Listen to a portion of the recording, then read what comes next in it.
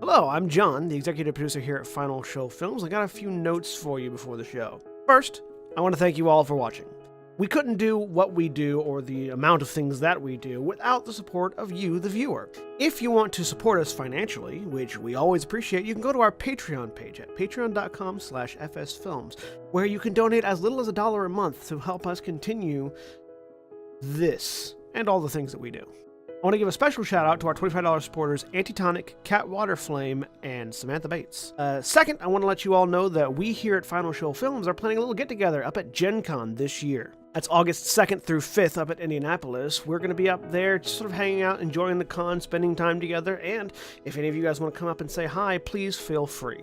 We don't bite unless you want us to. And if you enjoy whatever it is you're about to watch or listen to, be sure to check out our website at finalshowfilms.com, where you can find links to all of our other content, both podcast and video. And be sure to follow me at John A. Bates on Twitter for more updates on all of the content we're creating in the future. In the meantime, thanks for watching, and I hope you enjoy.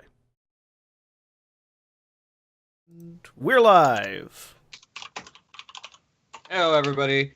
I am William, and I am the Dungeon Master for this Final Show Films Adventurers League Curse of Strahd campaign. And before we go any further, let us introduce our players, starting with John. I'm John, and I'm playing Maria de Nazul, the human hexblade warlock. And Aaron. Hey, I'm Aaron. I'm playing Connie Rose, the human barbarian. Sorry, I completely caught you with your mouth full. I apologize. It's fine. And Jeremy. Hi, I'm Jeremy. I'm playing Valis. Is that right? Is that Yes, the character's it is Valis. name? It is Okay, Yes. I got it accurate this time. I don't know it because I was not in roll 20. Valis, the Asmar cleric of the grave. And our missing player right now, currently we have Jeff, who is playing Jonelle, the elven Way of the Drunken Master. No, Way of the Sun Soul. he was talking about being a drunken master. Way of the Sun Soul monk, who is not with us right now, who might be joining us later. We don't quite know. And when last we left our party, they had journeyed into the town of Vallaki, where everything is safe from Strahd. Air quotes, trademark. Everything is fine. And after a little bit of investigation into how creepy and not quite as safe as it seems, or maybe is not quite as sound as it might be, this town seems to be,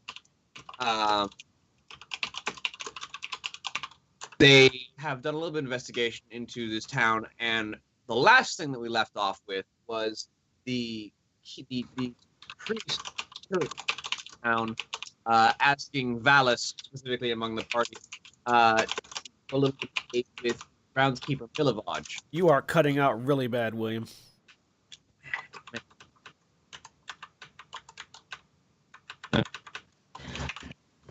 The groundskeeper Milovaj, who was said to have, who the priest was suspicious had stolen some artifacts, the bones of St. Andrel, from underneath the Church of St. Andrel, which is the church that he runs, and had asked for a little bit more delicate approach to retrieving them, because he understands that Milovaj is a good boy who is perhaps a little stressed and chafing under the rule of Strahd and worried about what he can do and caring for many younger brothers and sisters. So he hopes that the party can resolve this perhaps a little bit more peacefully. And that it will be left off after the group of you had just left the presence of the priest to go and seek out Milovaj at his home. Yes. Milovaj, whose home is nearby, I think? Yeah, it's a short distance, but it's still within walking distance because he's there every morning. So it's not too difficult to find once you're pointed out to it, and you do eventually make your way to his home, which is probably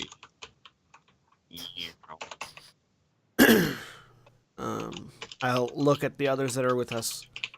Valis, would you like to speak with the boy, or would you prefer that I do?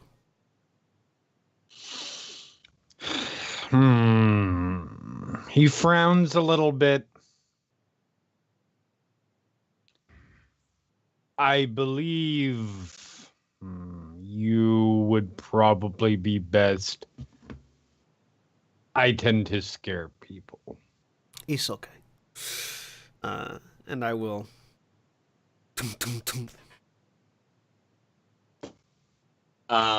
There is a moment of quiet, and then a few moments later, the door opens, and inside you see a tall, somewhat lean but well built individual, probably in his early to mid 20s, somewhat tan skin, the most tan that someone could get in this environment of Barovia, with sort of short black hair that sort of rests around the side of the head and ends up at the bottom of the neck on the back, with a shovel in his left hand, just kind of held in a faintly defensive stance. And as he spots the group of you and realizes that you're not from anywhere within town, he just kind of opens the door the rest of the way. And behind him, you see a crowd of like 4 or 5 much smaller children behind him that are just kind of looking over his shoulder, as he opens the door and looks at the group of you.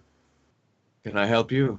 Hello, my name is Maria de Azul. These are my companions, Connie, Rose, Jonelle, and Valis. We are looking for a Milivoj. That's me.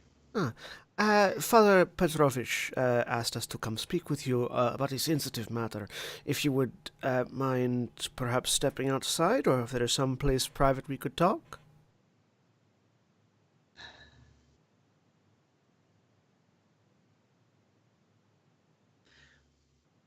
All of you go outside and play for a minute. And he turns to the other kids, and they all kind of look at him for a minute, and the rest of them just kind of head out what appears to be a back door and into the backyard. Come on. And he leads you inside. What was the name of the saint, by the way? St. Andral. Andral. Yeah. Yep. And he steps inside and moves over to clear off a table that the group had apparently been eating at, sets plates aside and sits down at it, still with the shovel like resting on the ground next to him in his left hand. So what's the matter? It appears that some holy relics of St. Andral have gone missing, and Father Petrovich was wondering if perhaps we could assist in recovering them. So we asked that if we could speak with the groundskeeper, perhaps he might have seen something. I might know where they are. We are looking for. Was it any specific bones, or just the bones of St. Andral? The bones of St. Andral. It appears that the bones of St. Andral have gone missing, and we are wondering if you know anything about that. I don't know anything about it. Insight check. 17. What's your charisma, Milivoj? Ooh, a flat 10. I'm really good at lying. I'm not as good at picking up lies. I should probably get that fixed.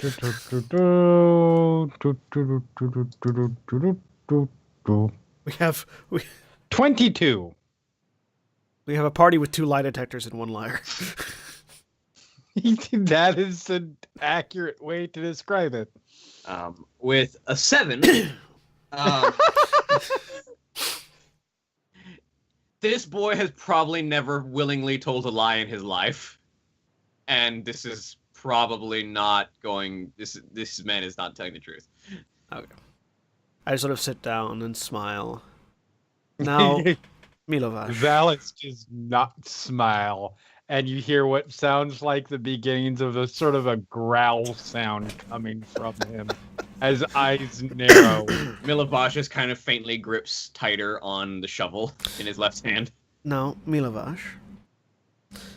We are not here to accuse. We are not here to arrest or to trouble in any way. We simply are here to recover these bones for the good father. Is there perhaps anything that might be done that might how you say, jog your memory regarding these bones and where they may have been misplaced, shall we say. Roll me a persuasion check. Natural 20 makes it a 26. I was going to say it's harder than what the book says because it was the wrong type of check, but you rolled a natural 20.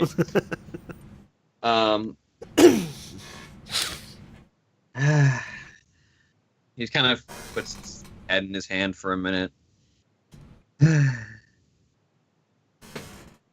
Yes.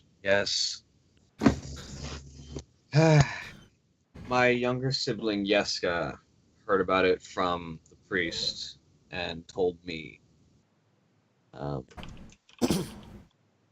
Henrik van der Voort, the coffin maker, asked me to retrieve them once he heard about them. And he offered me money to feed, he points out back, my brothers and sisters for at least a little while. So I dug them out from underneath the floorboards and gave them to him. And do you happen to know what this Vanderhort would want these bones for? I don't know. He just offered me money for the bones. Do you know where we might find him? You can find him at the more what's the name of the place where people have coffins made? Mortuary? Coffin maker, undertaker. That's probably the right word. Or the mortuary, yeah. You can find him at the mortuary.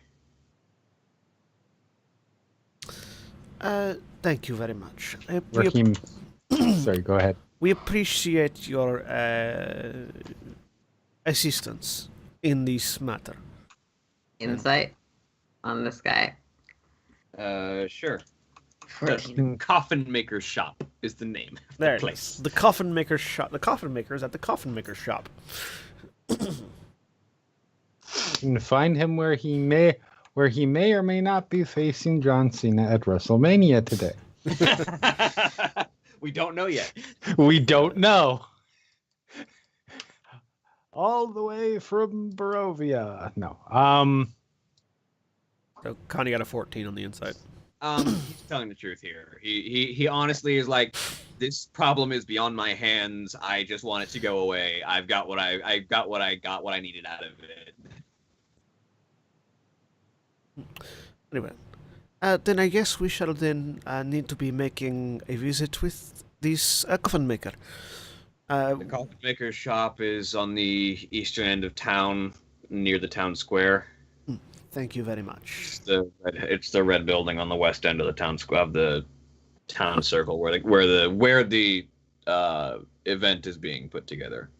Ah, well, I'll stand up and dust myself off. You have a very lovely home, and I wish you and your family well.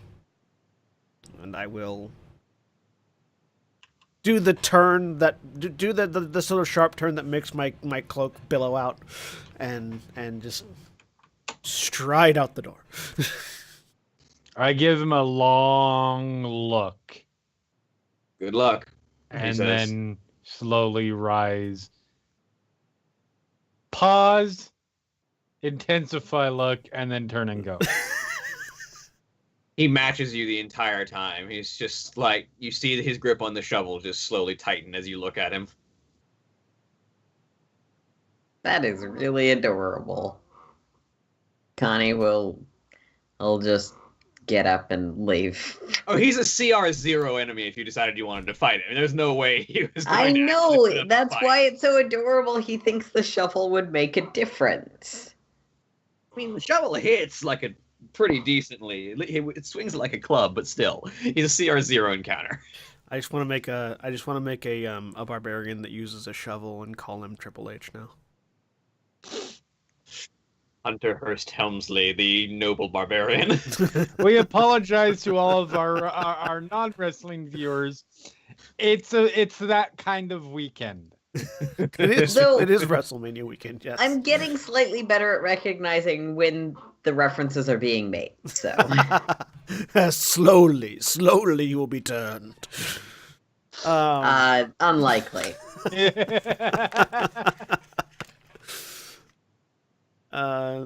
So, unless there's any other objections, I'd like to head towards the coffin maker's shop.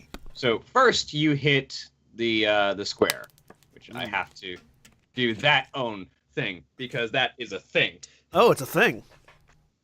Guys, we're in for a thing. Thing incoming. The large stockyard, which is basically the thing that Dave was talking about, has several locked sheds along its periphery and lies adjacent to a roomy warehouse. A wooden sign above the front gate reads the Arasek Stockyard. Parked at the south end of the stockyard is a sturdy carnival wagon, its colorful paint peeling off. Faded lettering on its side spells out the words, Rictavio's Carnival of Wonders. A heavy padlock secures the back door. As you enter this large stockyard, and on the west end, you can see this red house is the one that was indicated as the coffin maker's shop. Rictavio's Carnival of Wonders. I wonder what wonderful things they might have in a land such as Barovia.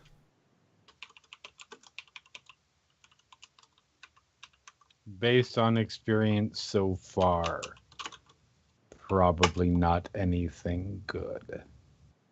Well, It is valuable to patronize the arts. is it art, though?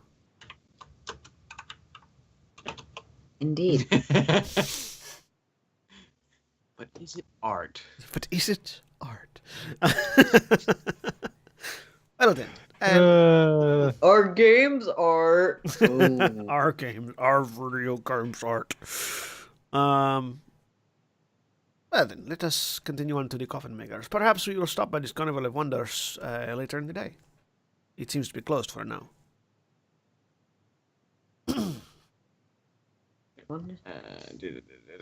Back. Oh, right. I can't say that. God damn it. I built this character for myself. You did this to yourself. Yes, I did. It's the same thing I say whenever I slip my accent. Like, goddamn, why do I make characters that have accents? All right, so Just do it like I do. Make him have accents and then don't give a fuck if you're consistent about it.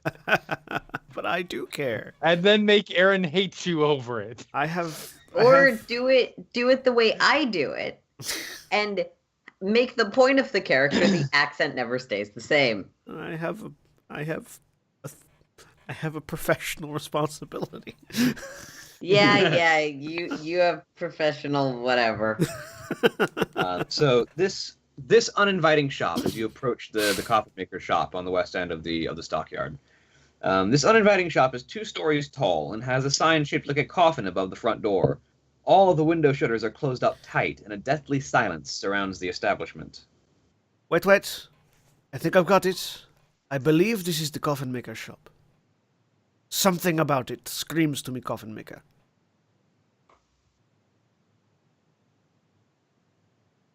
I mean, It is always valuable to share your insights when there are revelations.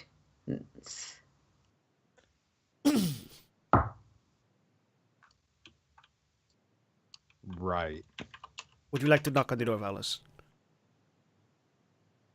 Sure. I love that Valis' knocks are as slow as he's talking.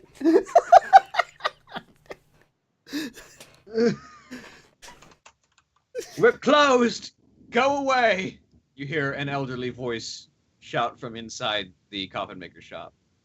With just a little more force.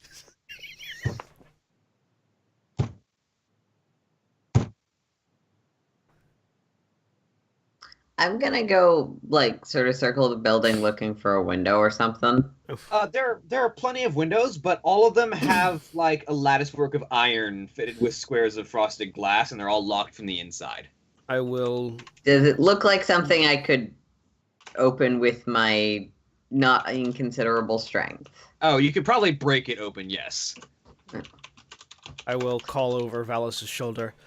It would be curious to me to find a coffin maker out of work in a land of the dead. Perhaps you might open up and share your troubles with us. I said we're closed. I don't believe you, I will is what I'm saying. look to those two, point to the window.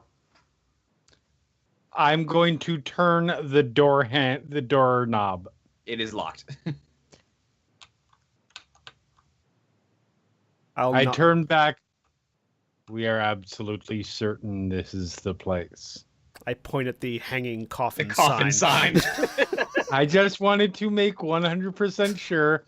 As he turns around, I will nod at Connie. grabs his hand axe, and is going to start hacking at where the doorknob is. I will Roll me Oh. an attack roll. I will nod at Connie and point to the window, indicating that we're the distraction. Okay, so while Valis does that, I'm gonna break open a window. Oh my god. It's a good thing You're we're the aiming- distraction. You're aiming specifically for the door handle, and so you aim just a little bit too far, and you actually miss and just hit the ground. That's fine. Connie, make me a Athletics? athletics, yeah. How do you Natural miss 20. a door? I will find out. So while Valis is missing a door, Connie, you're going for the window. Yeah, I was just gonna You just open one of the windows. just grab that iron lattice work and just kink, and then after pulling it all the way off, there's this scraping of metal and this snapping noise. You just go straight back towards the window with the lattice work and shatter the glass with the iron bars. Oh, look, it seems like you're open.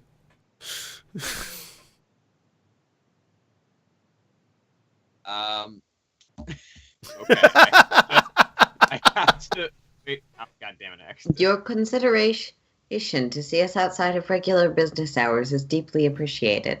I take another swing at the door. That actually a piece of scripture. We'll say it is. I hit the door this time. It's not specifically all scripture. It's also several prepared statements for various normal social encounters. Roll damage, Valis. That's such a good statement, though. 5 slashing damage to the door. Chunk. The door kind of buckles, but it'll take another hit to actually go down. He has a chance to open the door before I break it. Hang on a second. I have to arrange how you guys have somehow made it into this building. 1 second. We're very creative. Sorry, problem William. solvers. But also, I'm not really. Now we all gotta that now we gotta sorry figure out where because that it's where great. that window is. Hang on.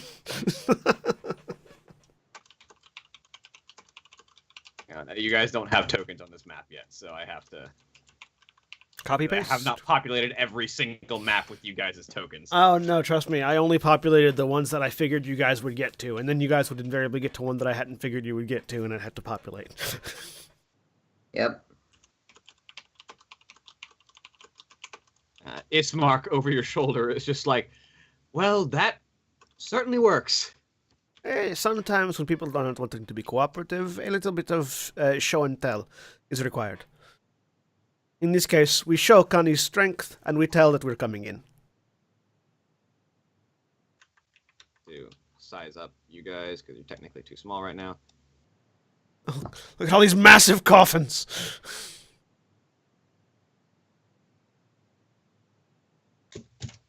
Seem to have lost Connie somewhere. Oh. You left Connie. Connie got stuck by one of the buildings in the center of town. So that's why I can't see anything. Well, in on the town map, which is where I'm assuming William is pulling these from. Yeah. It's like dead center town, I think. Yeah, there's Connie. Yep.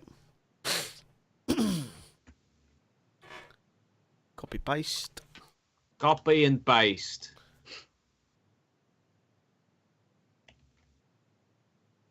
Bink. So I guess Connie's probably like coming in from like one of these windows down here. It's this window That one right there? particularly. So Okay. you guys are crashing down on top of a coffin if you decide to climb through. Oh, no, I'm over here by Valis. Yes, he has about a round to open the door. Or the door is getting chopped open. You just hear, "Go away! Leave We have me been- alone." We have been empowered to recover certain artifacts by the good father Petrovich. Your cooperation would be appreciated. Go away. 19. You hit it. Go roll me more damage. 8 slashing And damage. the door comes down with a crashing of timber as it is. The plan was to hack the doorknob out, and then just shove the door open. Yeah, you splinter the door right around where the doorknob is at, and just like the handle comes loose, and you just and it swings open. Knock, knock. Point of order, by the way, William. My pipe is currently the one that is hex warriored, because I'm at the level where my pact blade gets it automatically. So. Okay.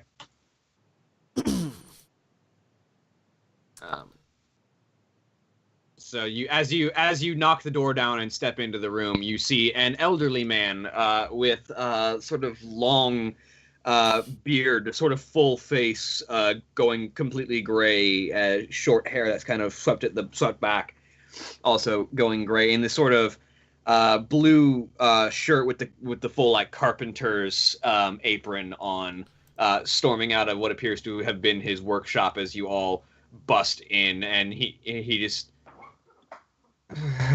he looks so tired as you guys breach into his. Connie, are you climbing into the window? I was just gonna use the door. I'm I'll Like- move in a little bit further. Yeah. As I say, your door was stuck. I fixed it. Good evening, Master Vanderhort, I believe. We have been. Vanderhort, sorry. We have. What is it? Vandervort? Vandervoort. Vandervort. Okay, I had an H. Mr. Vandervort. We have been given what we believe to be accurate information indicating that you had paid for the groundkeeper Milivoj to retrieve the bones of St. Androl for you, and we've come to retrieve them on behalf of Father Petrovich.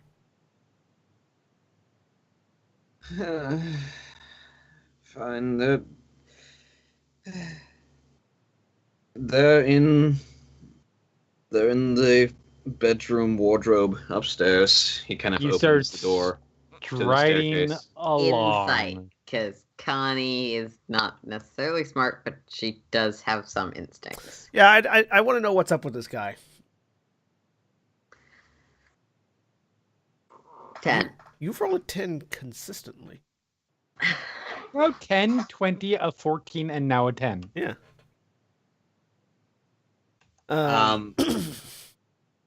He definitely seems super tired and worn and completely dragged through the mud by whatever's been going on lately.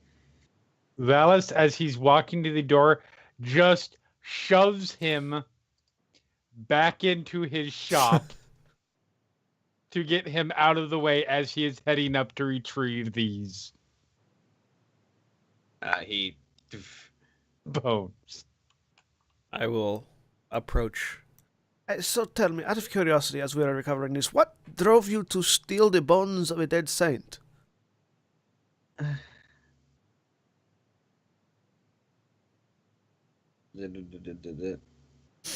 The vampires forced me to steal the bones.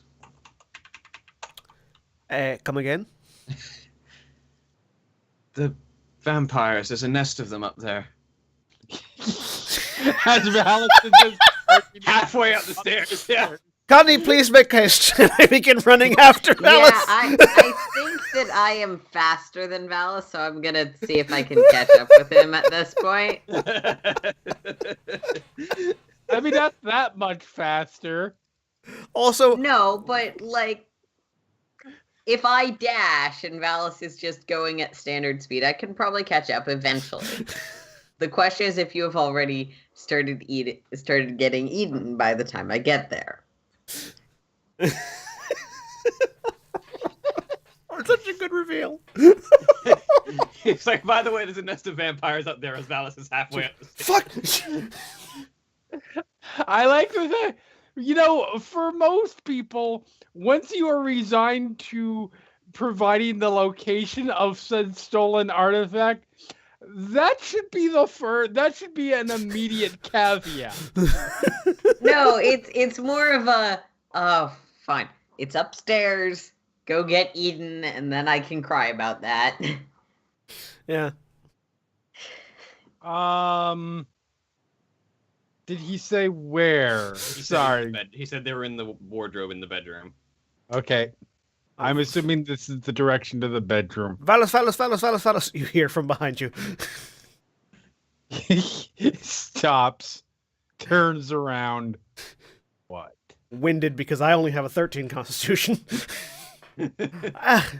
Apparently, there's a nest of vampires up here as well. Which would explain the boarded up windows. He smiles, turns around, and starts walking to retrieve the bones. I let Connie go past me, just like, I'll be there in a minute. I'm assuming you head into that Yep. room. Yep. I would recommend breaking open the windows. Oh, where are the windows? Anywhere you see the oh no, they're kind of blocked off by the wall. So, like, they're yeah. Anywhere you see the weird mark in the wall. There. Okay. Yeah. Yeah, I think I can see him. I'm coming behind. Yeah, how easy is it for me to put my quarterstaff or something through the windows? Well, they're locked from the inside, so you can open the glass from this side. Removing the iron bars would take strength. Okay, well, if I can open them and let the not sunlight in. Yeah, it.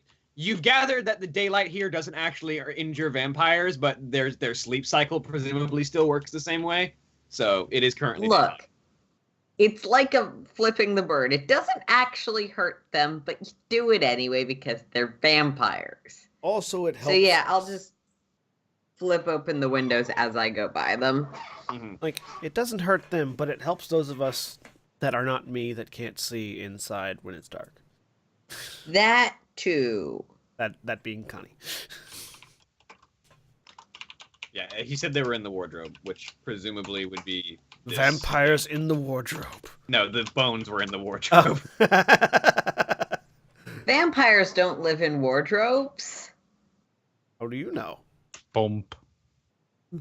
because they don't wear polka dots. Roll me a perception check, Valis. Okay. I'm good at those.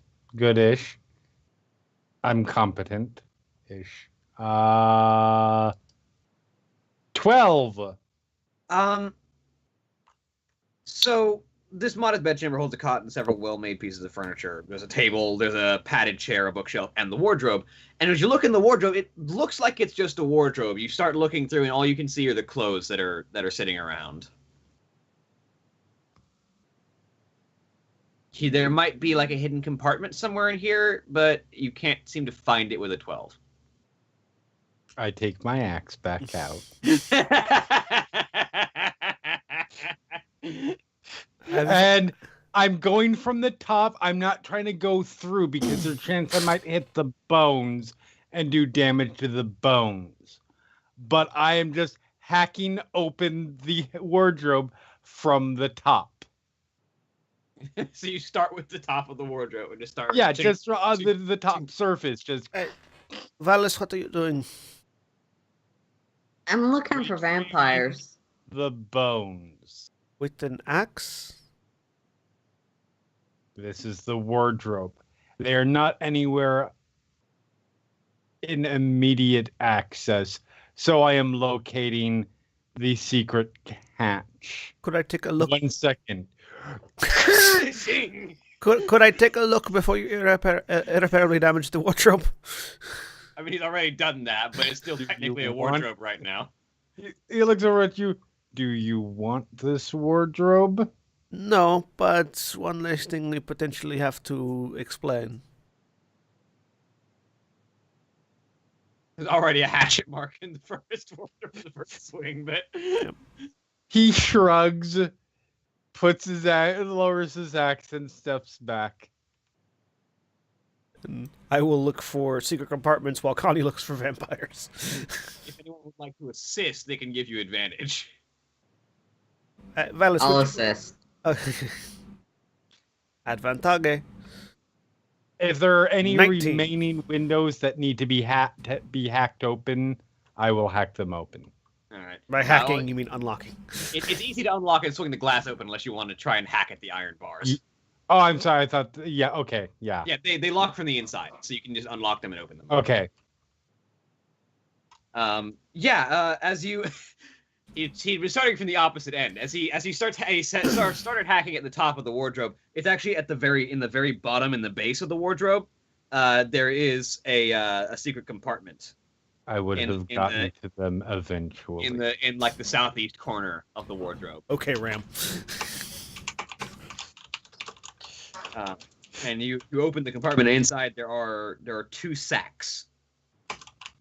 I will inspect the sacks. One of them, as you pick them up, make a rattling sound like bones, as you find they are containing bones. And the other one has a clinking metal sound as you pick it up, and it has coins inside. There are 30 silver pieces and 12 electrum pieces in this bag. I will divvy that out later. Take the coffin maker's funds. Hey, he's working with vampires and stole the bones of a saint, so fuck him. He's getting off really, really light as far as Valis is concerned. All right, I have found the bones. Shall we try to find the vampires and exterminate them as well? Yes. This is a fairly small room. I imagine they might be on the other side. I agree. As he starts moving to get to head in that direction. You hear Ismark's voice from the other room. I believe I may have found the nest. Coming.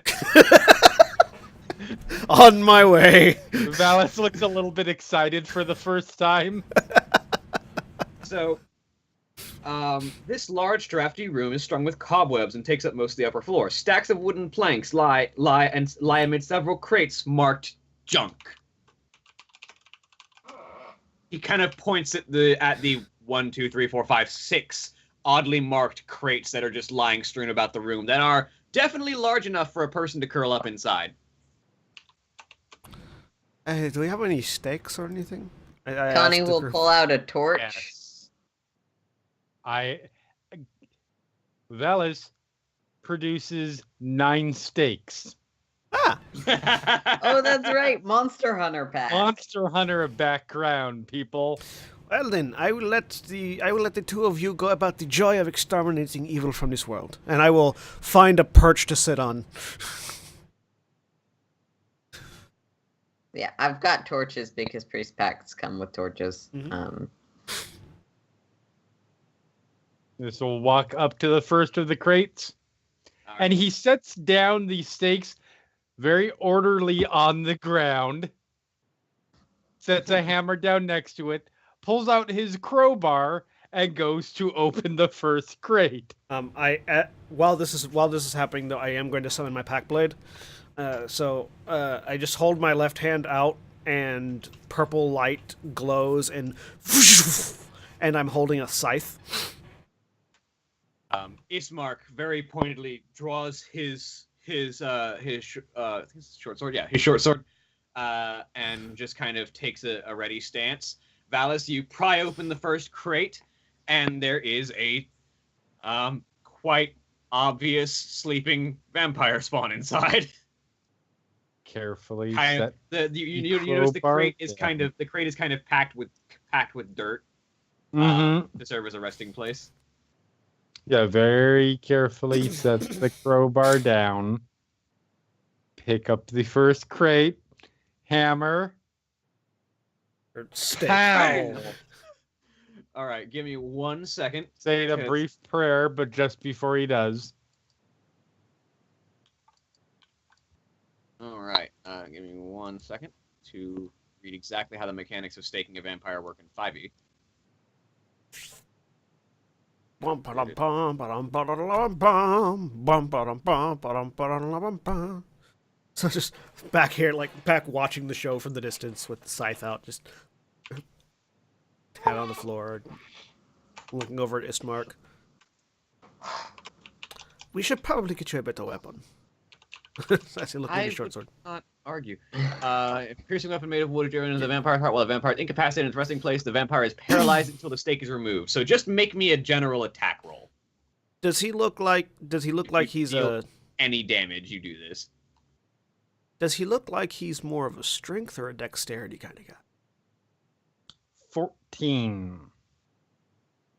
You have advantage. He's unconscious. Roll again. 13. Wow. Your AC is 15. Wow. I mean, if I miss, he probably doesn't wake up. I mean, you're trying to drive a stake into his chest with a hammer. If you miss the heart, I feel like he's gonna wake up. Maybe I just missed the stake. And hit him with the hammer Go instead. to hammer something and you Like you just hit your own thumb. Okay. So, I will say, make me a dexterity saving throw. 18. Okay, yeah. So you go to swing and you realize you're gonna miss the stake and or the heart, and you're just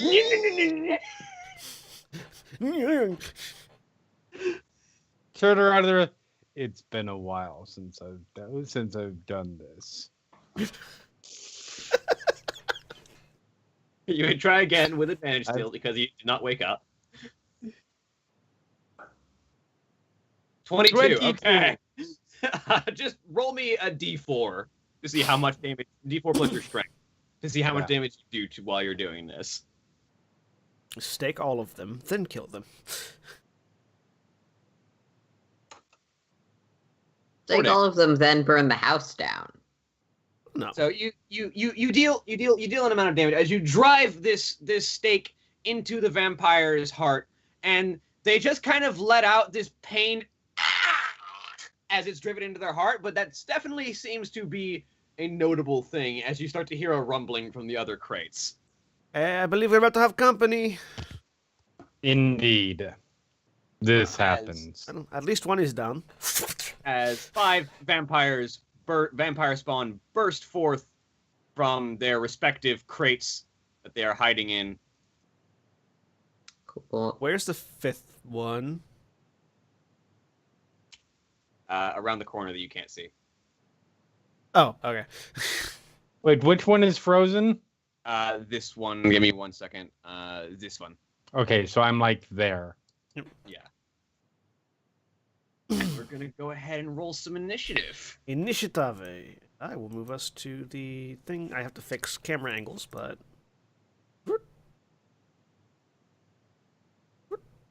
Nope. There we go. 11.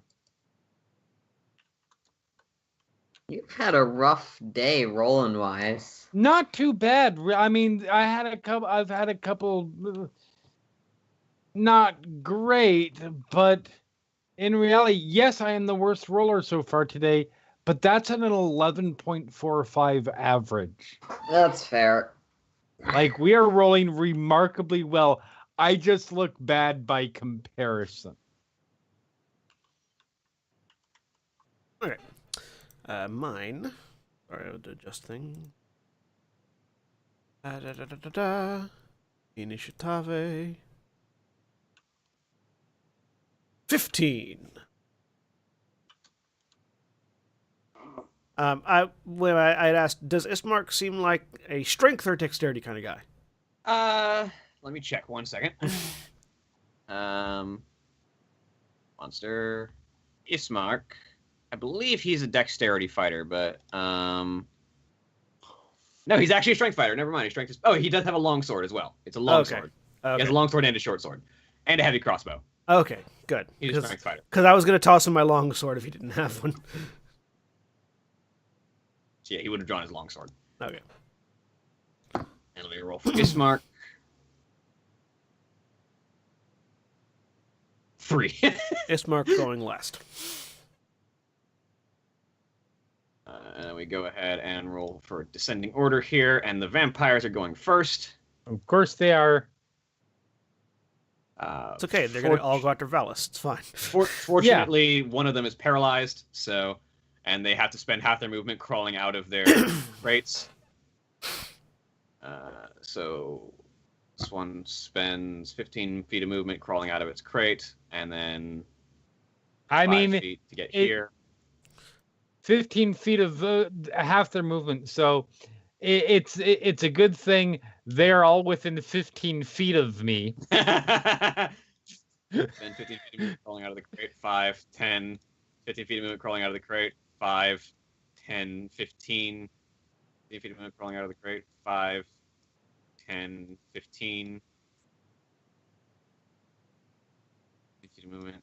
5, 10, 15. Kind of this one's standing on the wall right now.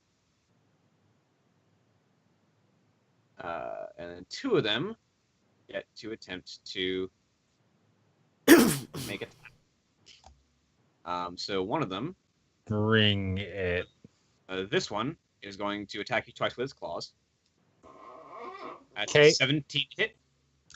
17 is my armor class. Actually, 15 is my armor class right now, unless I was able to get my shield up. I would say, given the time that it took them to break out, you were able to pull your shield up. Okay, so 17 is my armor class. So that will hit you for 11 points of slashing damage. Oh, good. And the second one will be an 11. So Okay, that good. one will miss. The other vampire will claw at you for an 11. It's missing. Good. And a 14 missing. Oh, good. It's so weird having a character with a semi decent armor class. I am not used to this. I play sorcerers and rogues and clerics who wear leather armor typically. All right. And that will be the vampire's turn. Maria, you're up. I'm going to move up to here.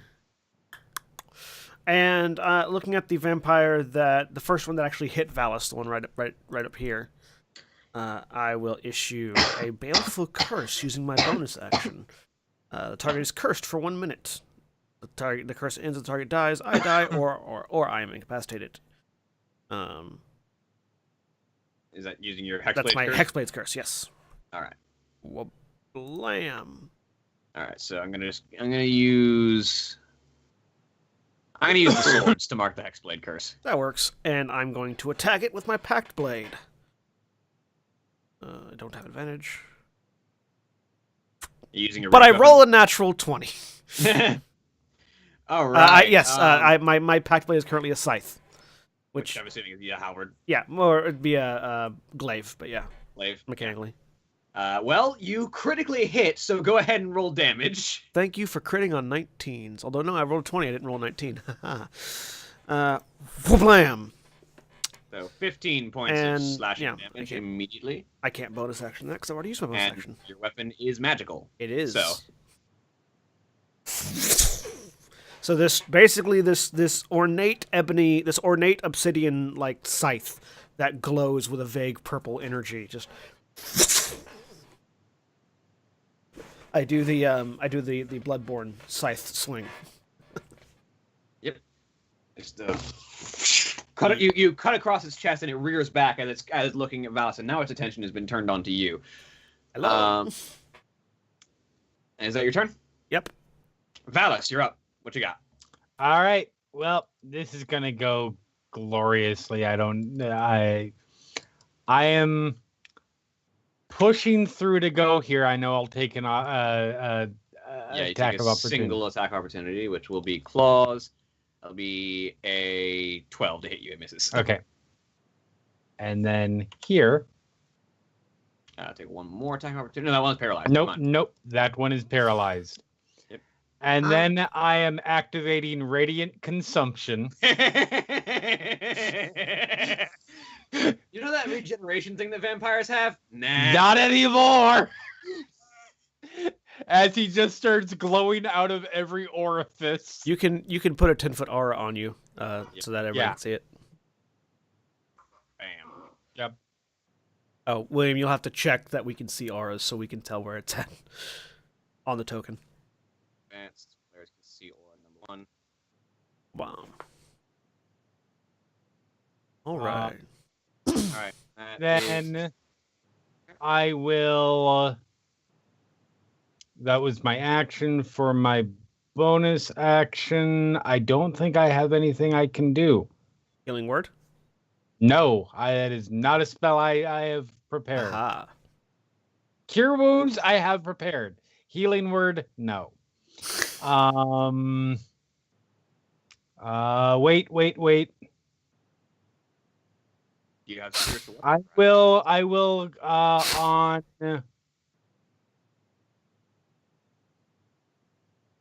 I will cast Shield of Faith on 60 feet on Maria. Yay. All right. Now I have an 18 armor class. As you look like you now have like a shadowy thing around you, more than normal. It adds to my armor of shadows. All right. And then at the end of your turn, everything within the radius takes 1 point of radiant damage because you're level 3. Correct, including myself. But even that 1 point is enough to turn off their regeneration. Yep.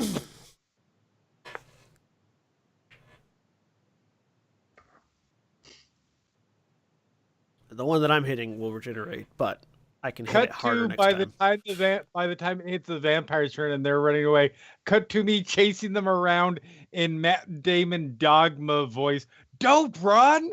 Don't run!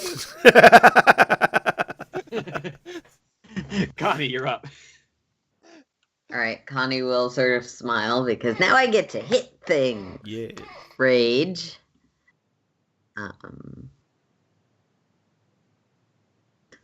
And I'm gonna go smack some things with my greatsword. Yeah, I picked the side so that I could attack things from behind people. Because it's a small room. Alright.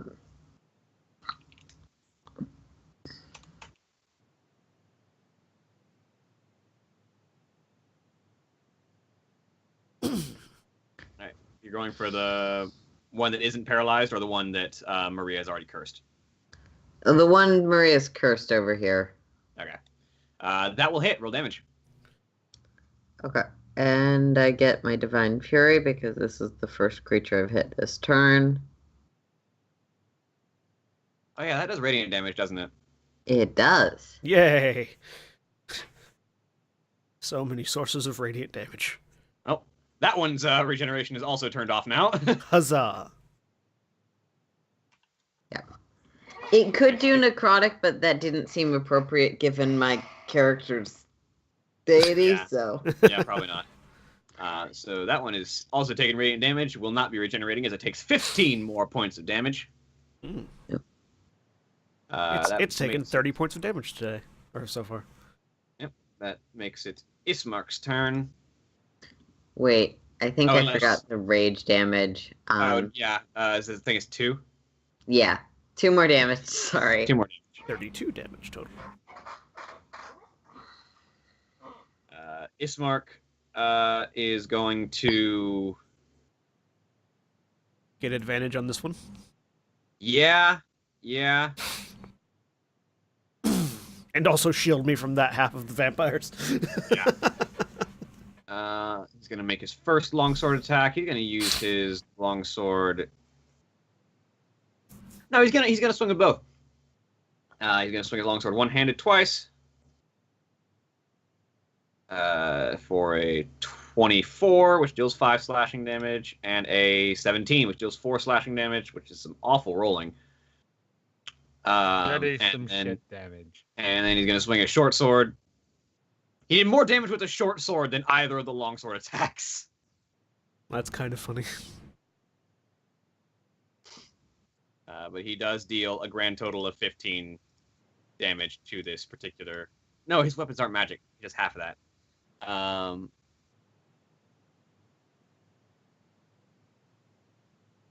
You know what? I'm not going to bother with that right now. Yeah. Deals 15 halves to 7. Oh. That would have been. Yeah. All right. That ends his turn. Vampire spawn do not like being in radiant damage. None of them regenerate. This one's gonna try and get away from you. Okay. That's that thing's gonna get a hand axe to the head. You know the fun thing about having a scythe, by the way? You have an extended reach.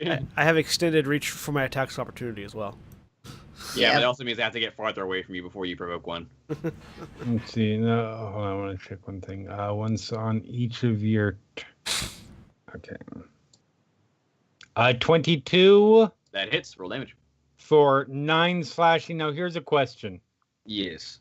Radiant consumption says once on each of your turns you can deal extra radiant damage. I did not do an attack last turn. I will say yes because this is the same text Okay. on sneak attack, and you can sneak attack on a reaction. Okay, so that would be actually 12, 3 of which was radiant. Okay. So that will be 3 radiant and 4 slashing. So. Yep. Then we're going to take another step over here. And take another step over here. Provoking attack opportunity from Ismark and Maria. And provoke an attack opportunity from Connie as well when it stepped over there for the first one. Yeah, actually. I know, it doesn't provoke my attack yet. Oh, yeah. Great sword with rage.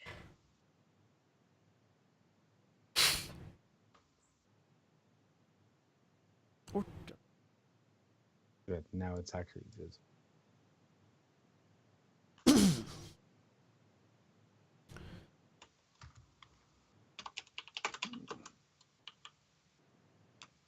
$11 unfortunately misses. And it'll take, that was 5, 10, 15, 20 to step over here. I mean, Ismark still gets his, and then I get mine now. Oh, yeah. Yeah. Ismark. Long sword. I also rolled an 11. Ismark also missed. This Wow. vampire dodged through everybody. One agile fucking vampire. Playing Blood Bowl is rolling really high. And it's going to stop right there because it feels like that's a good distance from the radiant damage. This one's hurt, and it's not liking that. It's going to run straight for you, Maria, because you did a lot. Actually, no, it's going to go for Connie, because Connie actually did more damage. Connie, Mm-hmm. does a 12 hit you? Nope. Does a 21 hit you? Yep. That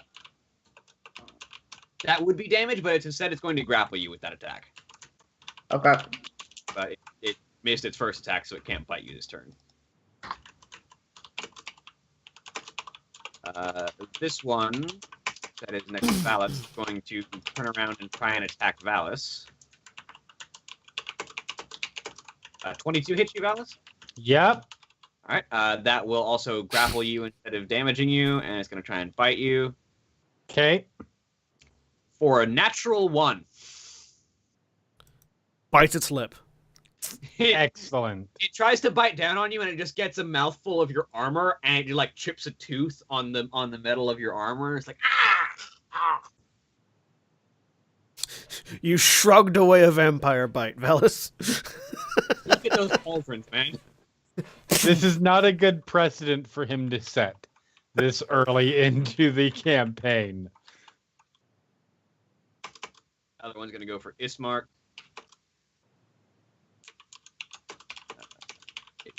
24 hits Ismark's AC and bite. 23. The vampire digs its teeth into Ismark, who takes 15 points of damage. 15 points of damage, and loses 6 of his maximum hit points until his next long rest. As the vampire bites its fangs into Ismark, it digs down, and Ismark just screams out and then just jams the longsword up to break its teeth off of his neck, and it sort of has to retreat, but it still got him grappled. So the other one, 5, 10, 15, gonna go for Valis. Claws. 11 misses and 12 misses. Yay. These vampires are rolling like garbage. Maria, back to your turn. I need this one to be dead. I'm going to bonus action Wrathful Smite, and then I'm going to attack the one that's on Connie. I don't get any advantages if it's in a grappled state. No. No. It's not pinning Connie, it's just grabbing onto Connie. Wablam. Hey, a 23. That hits. Roll damage. 11 damage, and then my Wrathful Smite. 1 psychic, and it needs to make a DC 14 Wisdom save. Alright. That'll be 12 more damage, which will be 42 total damage it's taken so far. And it needs to make a Wisdom saving throw.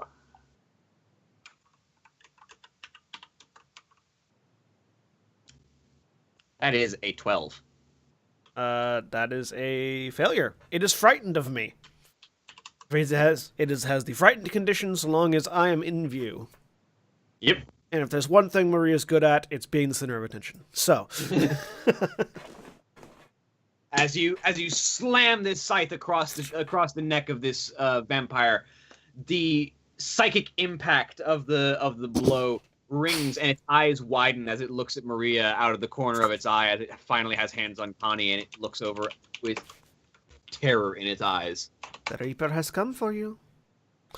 And then I'm going to shift over to here so that I am once again in the 10-foot range of this vampire if it tries to continue running away.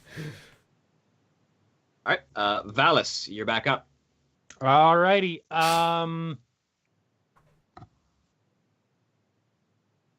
Oh, that's perfect. Just about all of them are still within my...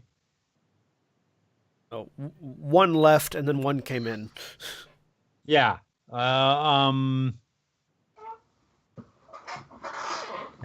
more to the point, if I move over here, no extra people, because no, Ismark doesn't appear to be in my aura. It's kind of hard to tell with that. Ismark is currently not in your aura. Connie currently is. Yes. And if you move I'm to the fine. right, if you move to the right, Ismark will be in your aura. Let's actually... Because there, that makes it a little bit easier to see. Mm-hmm. Even better. There. All right. I will stay where I am, so it's not. I mean, I am it's only grappled damage. also, so it's not like movement is a big deal. Yeah, I'm going to stay grappled. I am fine being grappled.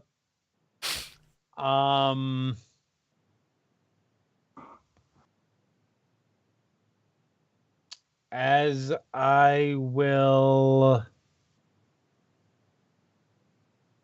You know what? No, nobody gets to get away. Guiding bolt. You goddamn right. You. I am going to guiding bolt this motherfucker back here. That is a ranged attack, and you have many enemies in melee, so that will be a disadvantage. That's fine. Let's see how this goes. 2 natural 20s. Damn it. The 10 misses as you... 23 would have hit, though. As you launch this guiding bolt out, and it flies over the vampire's shoulder, unfortunately. I took a little bit... No, I did not take damage last turn, so I'm... Not until the end of my turn, so I'm gonna be good. I'm gonna have to roll a concentration check, because the Shield of Faith. But yeah, and that is going to be everything from me for... Yep, because my only bonus action spells are Shield of Faith, which I already have up, and spiritual weapon, and I just cast a first level spell. So I am. Yep, and everything takes 1 damage. Yep. No regeneration for these Connie vampires. and those 4 vampires and Valis. Actually, if Connie is raging and Connie, oh no, it's radiant damage. Never mind, it's not. Also, you yeah, can't reduce damage below unfortunately, 1 with holy resistance. warriors do not get that for radiant. And I maintain concentration on the shield of faith.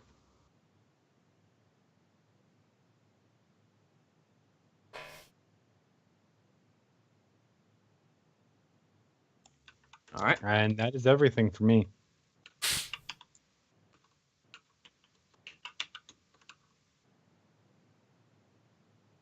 Uh, That makes it Connie's turn. Yep. oh, well, that's fortunate. All right, I'll deal with that next initiative. Count 20. Connie, you're up. Okay. So, I'm grappled. I'm just gonna smash the one that has me grappled. All right, that would be this one. It's been really heavily injured, so that's good. 13. That does not quite hit, unless you want to do attack recklessly. Oh yeah, I can do that. Yes, I'm reckless attacking. I forgot about that. Oops. Ah, 12 So still misses. no, and then I was gonna do a bonus action attack. So 10 or come on, 20. 20. Hey! All right, that will hit. Go ahead and roll damages. 13 and then 2 divine. All right. So 6 and then 2 divine, 2 radiant. So 8. Bam.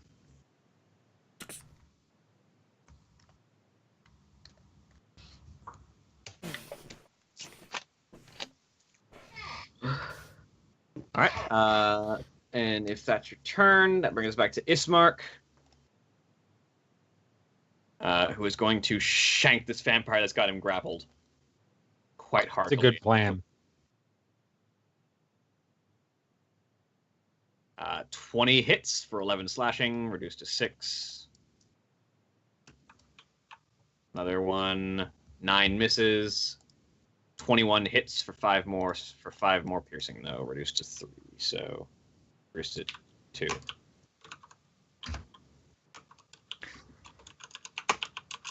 He needs to get him some magic weapons, but you guys need magic weapons first. I have magic weapon. I have radiant damage. I don't need magic weapons. I mean, you're dealing. I mean, it wouldn't hurt. It would definitely help. Magic weapons would still be nice. Yes. Paralyzed vampire spawn doesn't do anything because they're paralyzed. They have been taking radiant damage this whole time though. Slowly burning away inside the box. As he's conscious the whole time. Yeah, that's got to be terrifying. It's gonna be horrible. Yeah. They're slowly burning alive.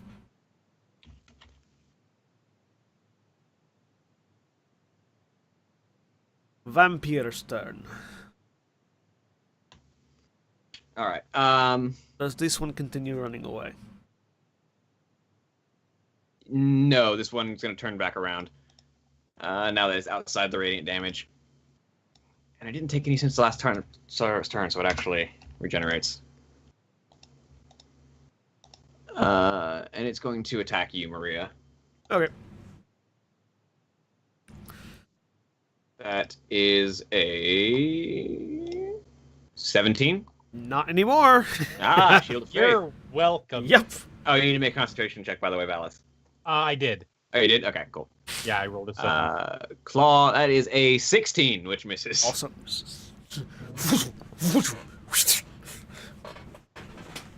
Vampire that's got Ismark grappled is going to try and bite him with a 12 misses and a 16 misses with the claw. Unable to make purchase on Ismark. The one that's got you grappled, Valis, is going to try and bite you with an Yep. 8. An 8's gonna miss. With its claws going to come back around for a 10. These guys are It's rolling also like gonna shit. The other one that's on you is going to just try 2 claws. 8 and 10 again. What the hell?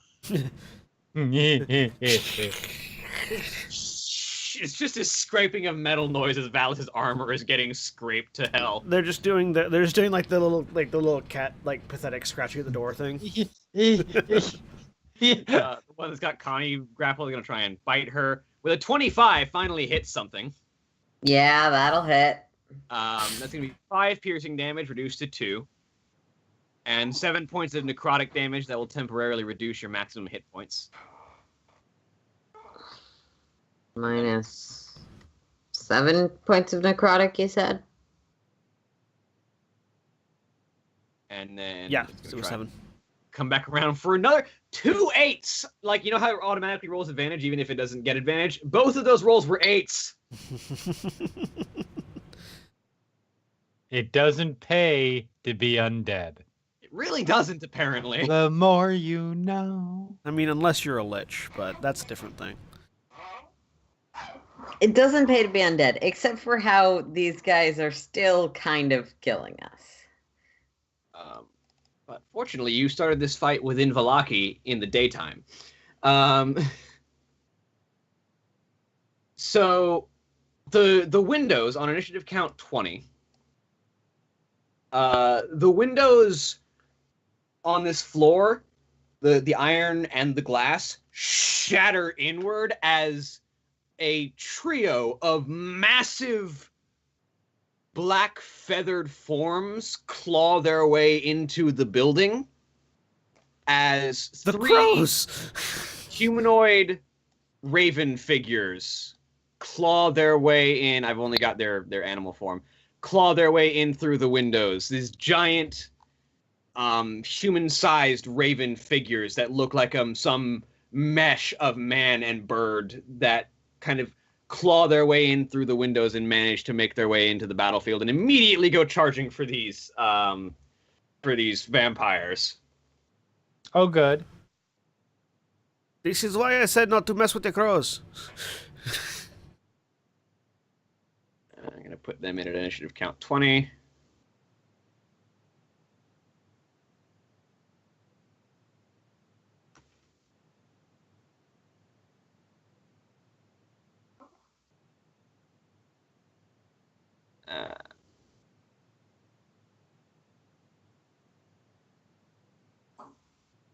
All right, and the all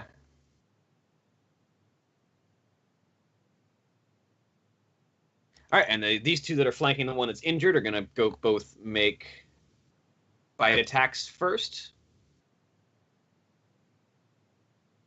Which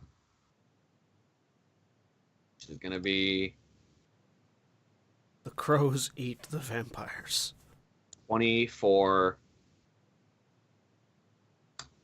4 points of piercing damage that they don't get to resist, and 14 misses. Oh no, they have 15. That will be 5 more points of piercing damage. They don't get to resist. And the other one gets to do the same thing twice. Natural 20. That's 4. So that's 9 plus 7 is 16 plus another 4 is going to be 20. 20 points of damage they dealt to that one. And the one over here is going to bite the one that's on you, Maria, twice, and is actually going to move to flank because it actually has that much movement speed. Nice. That'll be 11 points of piercing damage on this one. And that is the Were-Raven's turns. Maria, you're up. Hey, how's the one that my curse? How's it doing? It's not looking great. It's not looking great. Well, unfortunately, I can't move over to get it without invoking an attack. So another Wrathful Smite. Oh no, I have to keep concentrating on that. Otherwise, the other one will. So never mind. I mean, you could just take the attack opportunity. You've taken no damage thus far. I have not. It's true, but. Yeah, I'll provoke attack opportunity. Vampire spawn tries to claw you with a 10. Hey, misses, and slicing underneath the raven, trying to basically take off the knees of this other vampire. Roll me an attack. You are flanking. I am flanking. I do get advantage.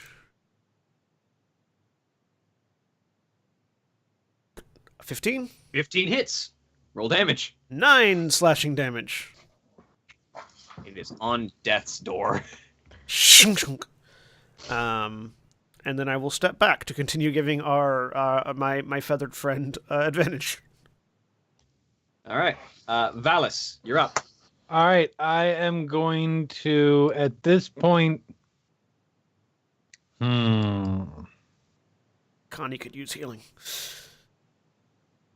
yeah, Fine. yeah, that is truth. The thing is, I am grappled, so I would have to spend my action to ungrapple, which means I would not be able to get over there and heal. So for the moment, I am going to try to just hopefully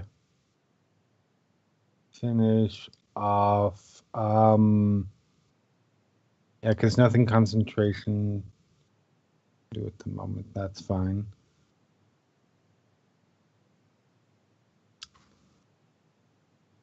So I will cast Spiritual Weapon. All right. Oops. Oh well. I rolled a thing whenever you 17, were and aiming at. I was going to put it there. All right. So technically it should have advantage. Yep. 18. Bam. I'm just going to give you control of that. So 5 force damage to it. All right. And then for my action, there's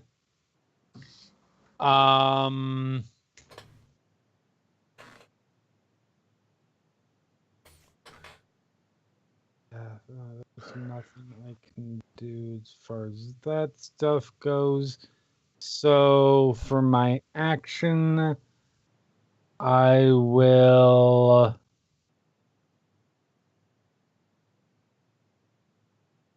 I'll attack it.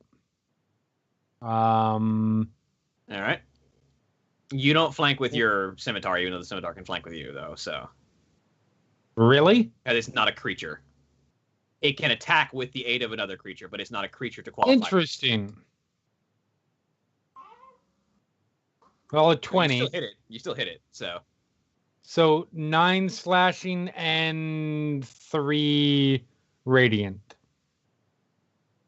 All right. So it'll be 4 slashing and 3 radiant. Yep. And then everything takes 1 Everything damage. takes 1. These vampires have not gotten to regenerate. I think one of them is proc to regeneration. Yeah, the one between me and the raven. Yep. And then I need to make concentration.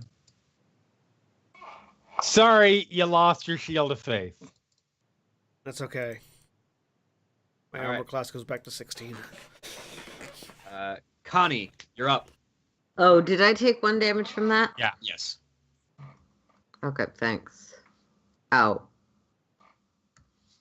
I have to put in a number. I can't just put in a minus sign. Okay. I'm just going to keep wailing on the one that's grappling me and really hope that this goes unreasonably well. I mean, you just need to hit it, honestly. Okay, great sword. That hits. Roll damage. Okay, Divine Fury activates. It's fucking dead. Okay. As you ram your great sword through this vampire that has its claws on you, and the radiant blast of energy turns it to ash. Yeah, it has the light come out of its eyes and mouth as it dies. Yay. Looking oddly like me right now. Yeah. Your curse target Except died for a you. lot more in pain. Yeah. I regain hit points, except I don't. Except you're already at full. Oh, I can help. Hang on, I can help Connie. I forgot this doesn't take a spell slot.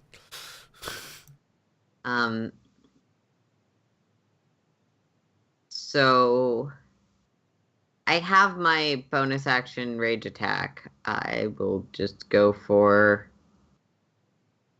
Do any of the ones around me look particularly injured? The one that the one that's grappling on Ismark is more injured than the one that's right next to you. That is Yeah. grappling Valis. I'll smack the one that's grappling Ismark.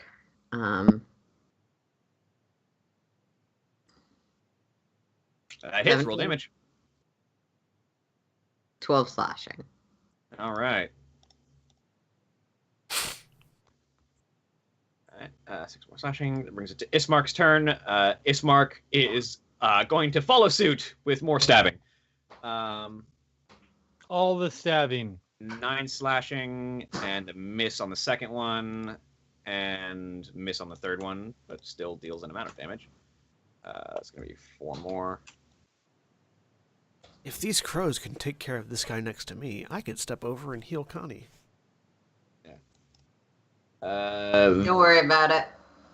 Vampire Spawn's turn. One that's currently being spiritual weapon is going to try and claw Valis. Okay. 20 hits, but 11 misses. Okay. It'll be 7 points of slashing damage. Okay. I'm still up. All right. One that is has you grapple is going to try and bite you for a 9. Try and claw you for an 11. Wow. I'm still up. Wow. Cannot. That's right, motherfuckers. You can't kill me. Once got Ismark grappled is going to try and bite him for a 15. Does not hit his armor class, and a 9 does not hit his armor class for his claws. These vampires are rolling like garbage. Good. Vampires on Maria is going to try and claw Maria for a 19. That would hit, except shield. Does not connect. 23. 16 plus 5. 21. The 23 does hit him. So it will deal 6 points of slashing damage to you. Ow. That will be their turn. Now it's the Were-Ravens, who, free of a target, proceed to flock to eliminate targets. Who is the most injured looking? Probably this one. No, it's actually the one that Connie just smacked. Oh. I lie. Just put some fiber here.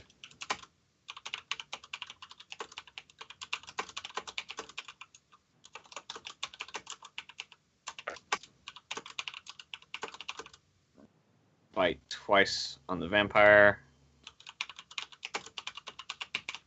Natural 20 on one of them. That's going to be 5, 11,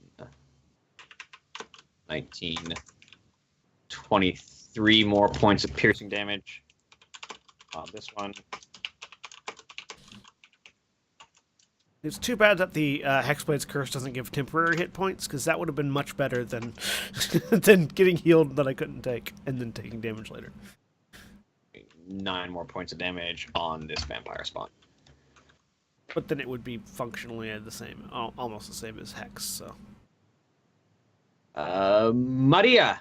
I'm going to attack using my reach weapon, I'm going to attack the vampire that's grappling Valis. Shink.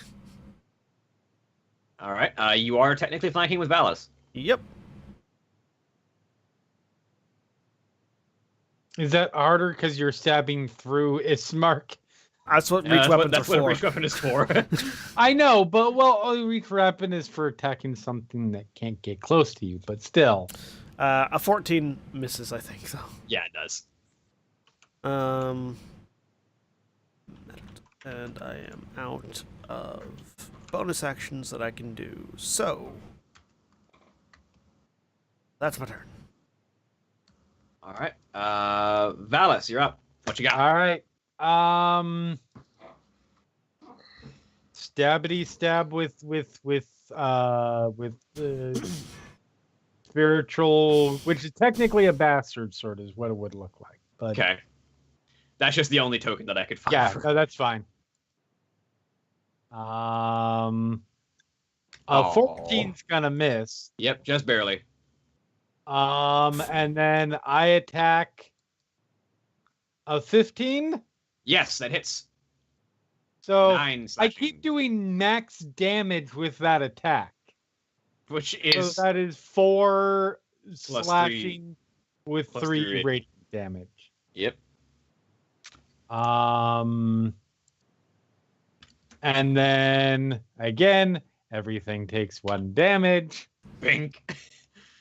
Oh, these vampires are having such a bad time. They're not the only ones. Yeah, right?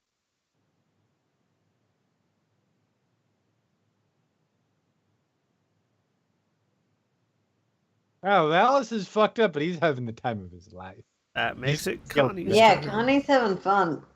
Connie, you're up with your 4 hit points. All right. Well, none of them decided to actually attack me, so I'm just going to keep attacking them. Good plan. I support this plan. You are flanking with the one that is currently grappling Ismark, who is the Great. most injured looking one right now. I don't need to reckless then. 14. That will miss, Jesus. unfortunately. Keep Nah. rolling. That's a Naturals. crit, though. So roll damage. And your Damage, divine. and then You- I do double my divine fury, so Yeah, we'll call it. 1 extra point of damage on that. Wait, isn't the Divine Fury? Divine Fury is a D8, not a D6. Correction. For what it's worth. 4 extra points of damage. Okay. Yeah. So that's. So that's a total of 16 when you have slashing. Yep, when you have the Yeah. slashing. So yeah. Ow! And- Oh, did I take damage at the end of Alice's turn? Yeah, you took 1. Yes. Okay.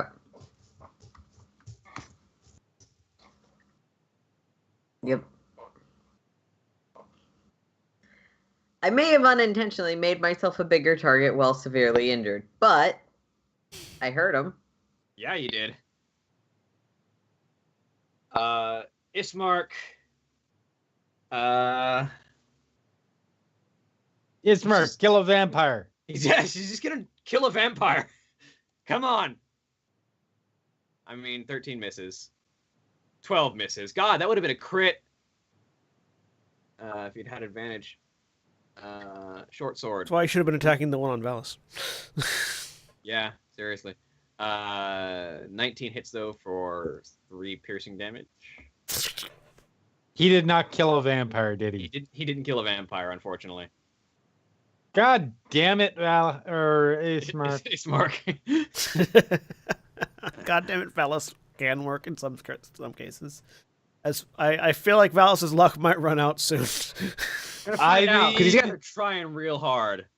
But that's an 11 to hit Valis with claw. 12 Yeah. to hit Valis with claw. It's a 9 to try and bite Valis. Valis the Immortal. And a 6. No, that would upset Valis. This is only going to cause problems later. Valis, vampire killing god. They have like a +6 to hit, and they can't Yes. do a damn thing. So do Right. we, and we keep missing. You're fighting 5 challenge rating 5 creatures at 3rd level. I think we level up after this. Missing a party member.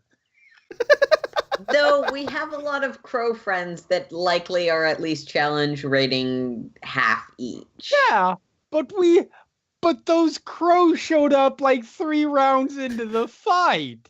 That's true. These That's very lights are true. astronomically shit right now. Right, All the it's like- vampires. It's like these vampires are rolling for shit. I'm like, thank God, or we'd have been TPK'd like round 2. That's not unfair. I'm not complaining in this case. I think it's Though great. I think it's amazing that now we're all gonna have delusions about how easy it is to get rid of the vampire. What do you mean fucking easy? This hasn't been easy at all.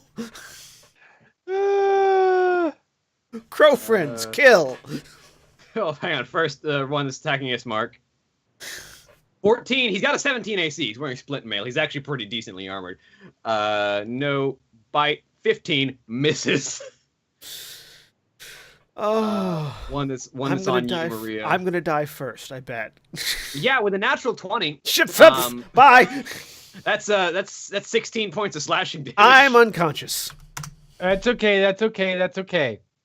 Claw misses you with a 9 though. I had You're not gonna die. 0. I had 15 hit points. You are not going to die.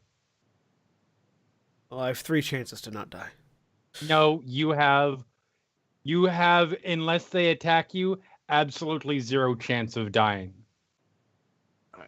Well, the one that tried to attack her out on the ground missed. So Yeah. Where Raven? Because Did he guess attack who with has advantage? 30-foot range on his spare the dying. Yeah. Grave clerics rule, yo. The first Were Raven is going to try and bite down on the very injured one. Bite down.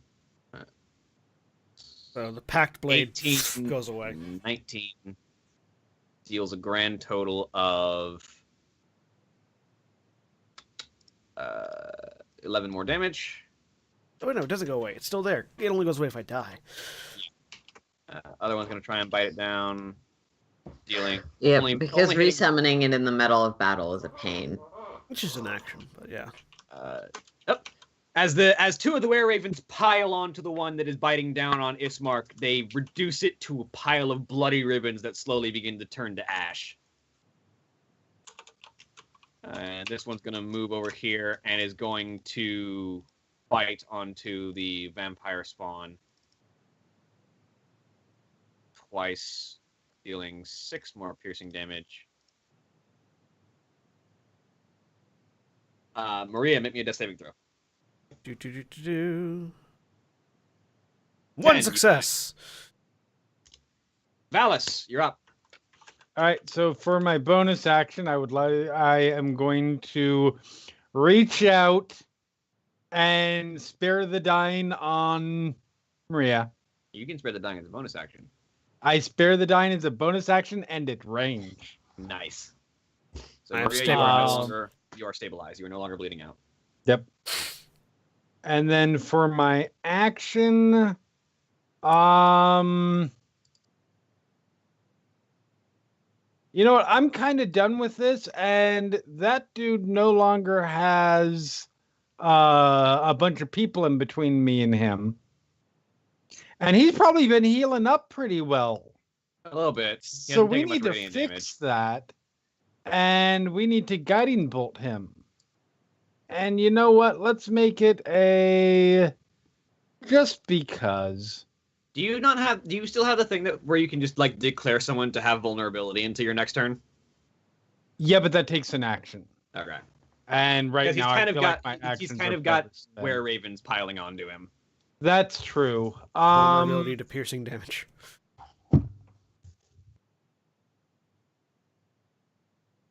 Yeah, no, actually that would probably be good. I mean the other option is I could just turn them all and then watch them take massive opportunity attacks as they run away. They will take damage at the end of your turn though. Yeah. Well, yeah, they'll take. Oh, that's true. That's true. Taking damage ends turning. Yep. Never mind. So yeah, I will. Yeah, let's go ahead and path to the grave that that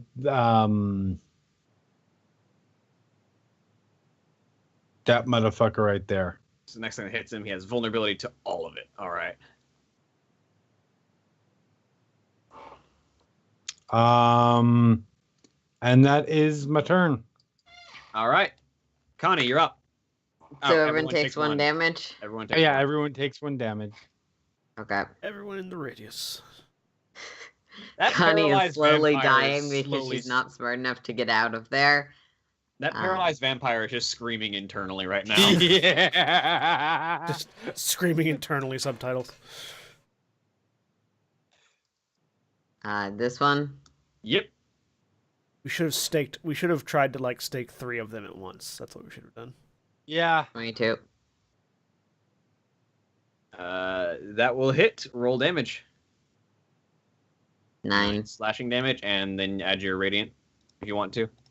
Well, I don't have a choice. It's always the first person. 6. Okay. 6. So that's going to be 3 and 6 is going to be 9. And second attack.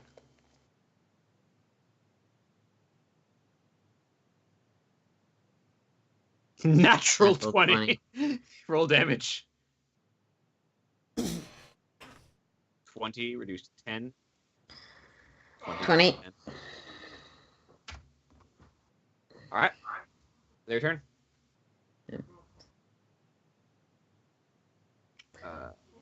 Ismark is freed, so he's going to. What do you have in your inventory, Ismark? Is there a healing potion in there? I don't think any of us have healing potions. No, there is not. Unfortunately. Look, I'm a barbarian. I'm a divine warrior, not a divine helper. In that case, he's just gonna go for killing things, because that seems to be the only way that you guys are getting out of here. Keep stabbing. He's gonna flank. He's gonna flank with Valis on the one that's trying to grapple Valis. I don't suppose the bones of Saint Angel are actually like magical items that heal people that are in their possessions, are they? That's a very good question. Because they are on my person. They are. And you have the bones of Saint Angel.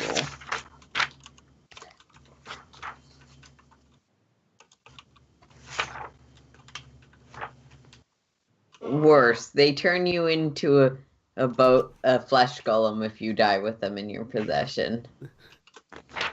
They turn you into a lich if you die and put them in your possession.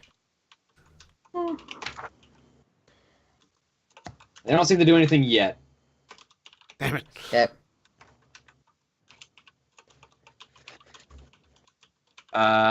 He's gonna go ahead and deal 10 slashing damage, reduced to 5. Whoa! Okay. Well, it seems like Ismark found his courage.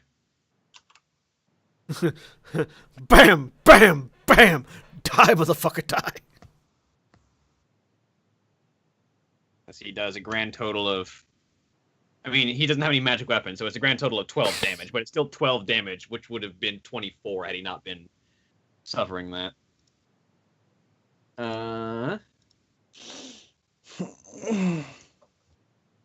And that brings us to Vampire Spawn.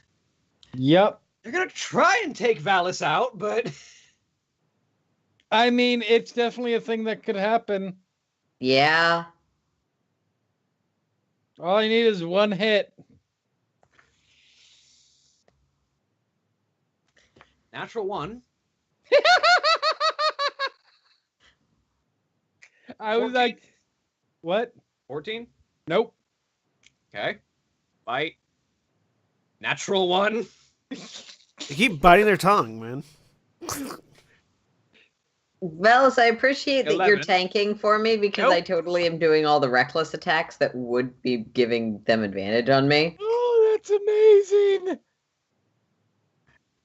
This Vampire Spawn, the only other one, is going to try and fight the Were-Ravens.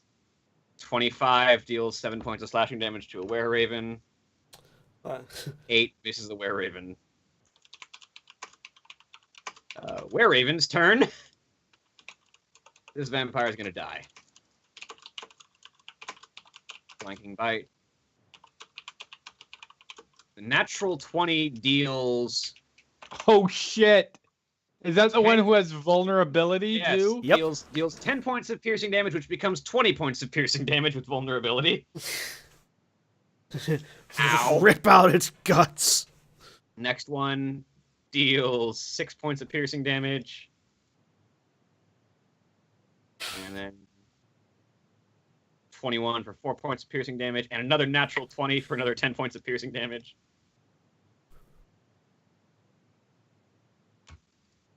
Ow. Third one's going to come finish the job.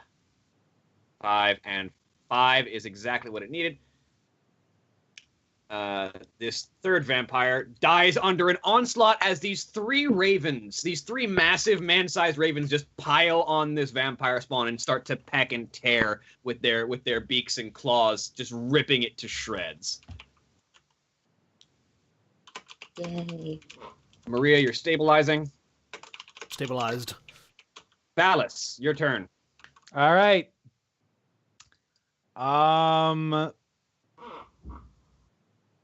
So I've got bonus action for scimitar attack or great sword attack. Bastard sword. That's yes. That's it. 17 All right, roll for 8 force damage. And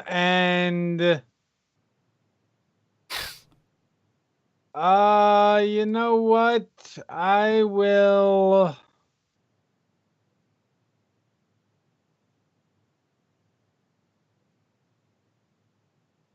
Yeah, now's probably the time I should heal myself because That I might got be 4 a good hit idea. points. Yeah, I will drop. I'll drop a cure wounds on myself. So I've got 8 hit points back. 12. And that is everything for me. Oh, and of course now 1 damage to everything. How close is Connie to being unconscious? Like I think 1 hit point. I think Connie, No, just hit well, one. So after Valis ends his turn, I will be at 1 hit point. Yes. Is now. Yes, exactly. Yes, and my turn is over. So Connie, Okay. it's your turn. Yeah, Kill I'm at 1 hit point. that motherfucker! So reckless attack on the one near me. All right. And then step away. Yes, and then I'm gonna just try and tank the opportunity attack if I don't kill it. Natural 20. Roll damage with double your radiant. Yep. Ow! Minimum damage on the sword, but a lot of damage on the radiant. So that is 13 radiant and when have 6 slashing. So 19 total. 19 total damage. You can. Things not looking good. And then you're gonna back off. I'm Do a second gonna attack. make my bonus action attack first. Oh yes, right. Another crit.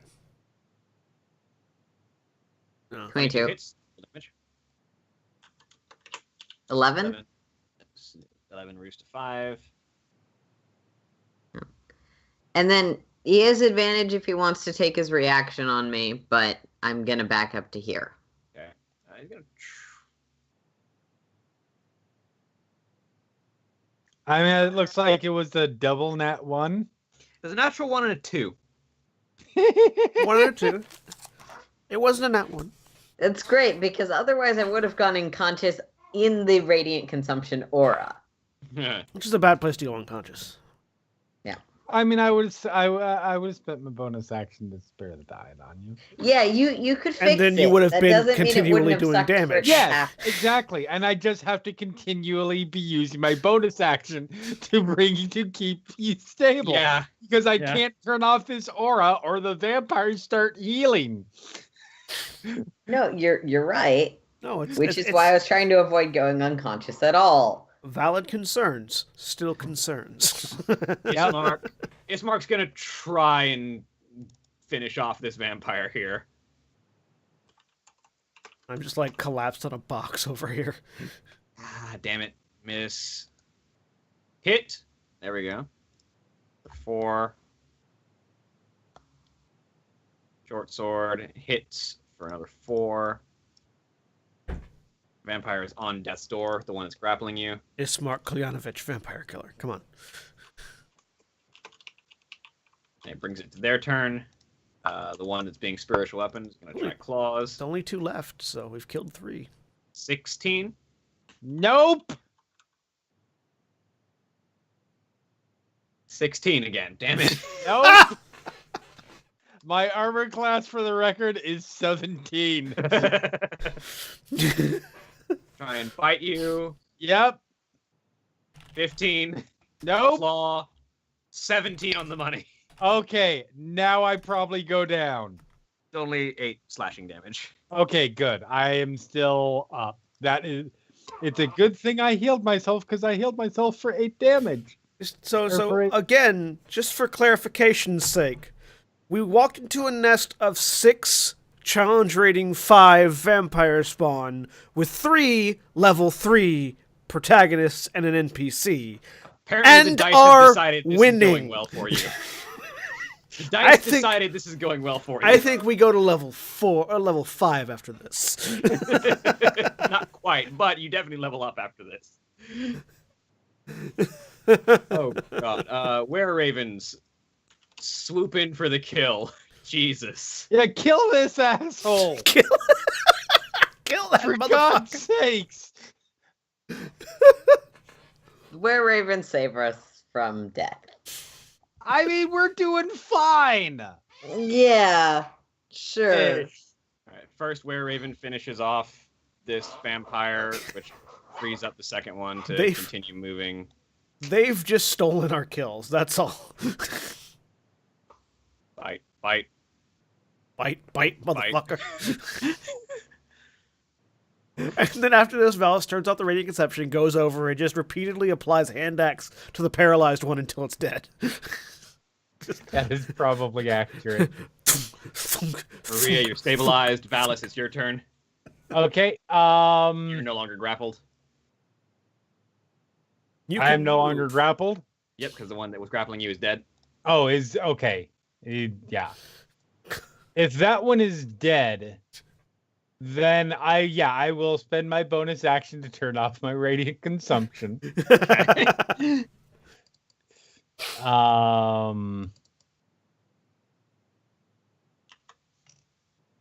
Boop. And yeah, John was fairly accurate. Just walk over with axe. There's one left. So Wait, there is? Yeah, Which there's still one? the one between you and the spiritual weapon. this one is left. I thought that was the one that was grappling No, me. the one that's grappling you is this one. Oh! Never mind then. I mean, I do not turn off my radius consumption because there's still one standing. you could still turn it off because when you hit him with your hand axe, he takes the radiant damage. Oh, that's true. That is very true. And You can just shift to flank with the Were Raven. yeah, and even without that, the Were Ravens killed one of them without the radiant damage. I will shift in a minute because first I'm spending my bonus action. Oh no, I have to spend my bonus action to turn off radiant consumption. So, all right, that's fine. Then I will not attack with my spiritual weapon.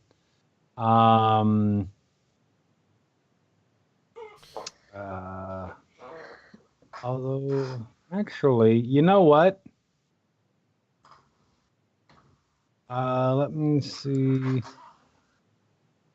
No, I would need to have my radiant consumption on. So it's on until I attack, and then it's going to get turned off. Yeah, that's fine. Because radiant consumption needs to be on for me to be able to do the radiant damage. Ah. Yeah. So just I assume you leave it on until you hit him, and then you turn it off. Because then Connie can run up and bash the fuck out of him. I'm going to stay there and instead attack. Use my attack for the spiritual weapon because it has a slightly higher attack roll and will probably do more damage. That's fair. Can you apply the radiant consumption damage to the spiritual weapon? Yes, because it says when you deal damage to it with an attack or spell. Aha. Nice. Yeah. So 9 force damage and 3 3 radiant damage. Yeah, also it does force damage, so it can't get resisted. Yep. Nice. And then I turn off the consumption. All right. Connie, you're up with your 1 hit point still standing. Okay, cool. Kill the vampire. Yeah, I'm gonna just run up because I'm no longer in danger of dying to AoE. Link with the bird. All right, roll me your attack. And I don't need to reckless, so 1 is not 0. 22. Roll damage. 11 slashing, reduced to 5, and 3 radiant. So that's going to be 8 damage. 12 misses. Unfortunately misses. All right. Ismark, on his turn, is just going to stand on this pile of twigs and stab at this damn vampire. Dog pile. I'm sad I'm missing the dog pile on the vampire. 11 misses, natural 1 misses, short sword 24 hits for 3 slashing.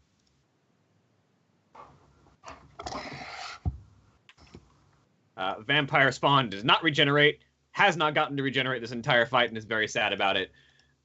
Is going to try and take out someone on the way out. Valis, 15 misses you. A 15 misses me, that is correct. And a natural 1 misses you. These vampires have rolled more natural ones than I ever have in my worst day as a player. The dice have saved us. The dice have spoken. Ravens, attack! Yeah, the Ravens are just like, this isn't even a joke at this point. This thing is fucking dead. Ravens.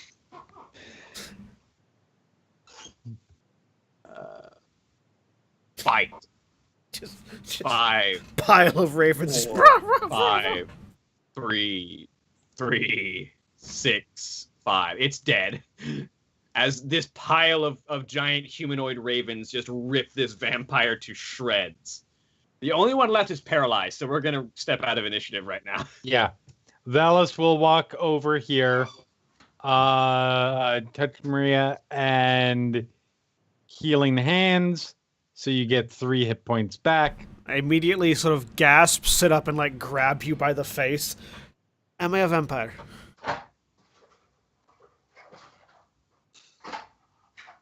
I'm very, very sorry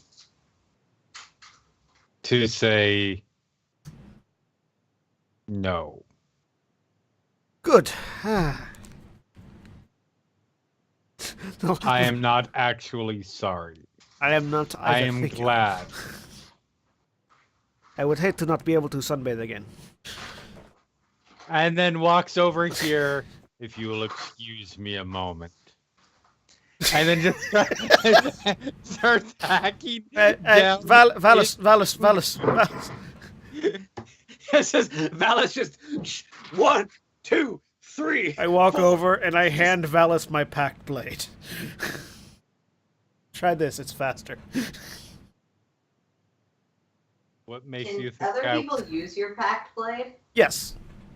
Yeah, Valis looks They over. can't use it. They can't use it as they. Battered in vampire gores. Like, what makes you think I want this to be quick? It's still conscious. They can't use it. They can't use it with all the bonus effects that I get for it, but they can use it like a magical weapon.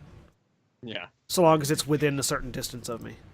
And just like occasionally as you're swinging the axe down, occasionally when you pull the axe back up, one of the 3 were-ravens just reaches down and pecks at it with its beak. And it's just like you and these 3 were-ravens just going to town on this one vampire spawn. It is the saddest vampire in the history of vampirism. I cast Cure Wounds on myself.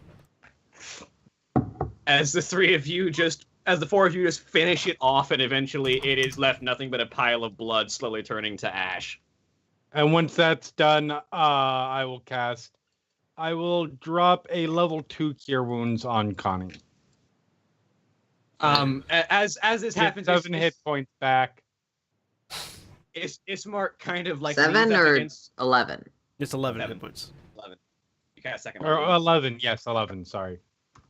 As Ismark kind of leans up against one of these piles of timber and looks around.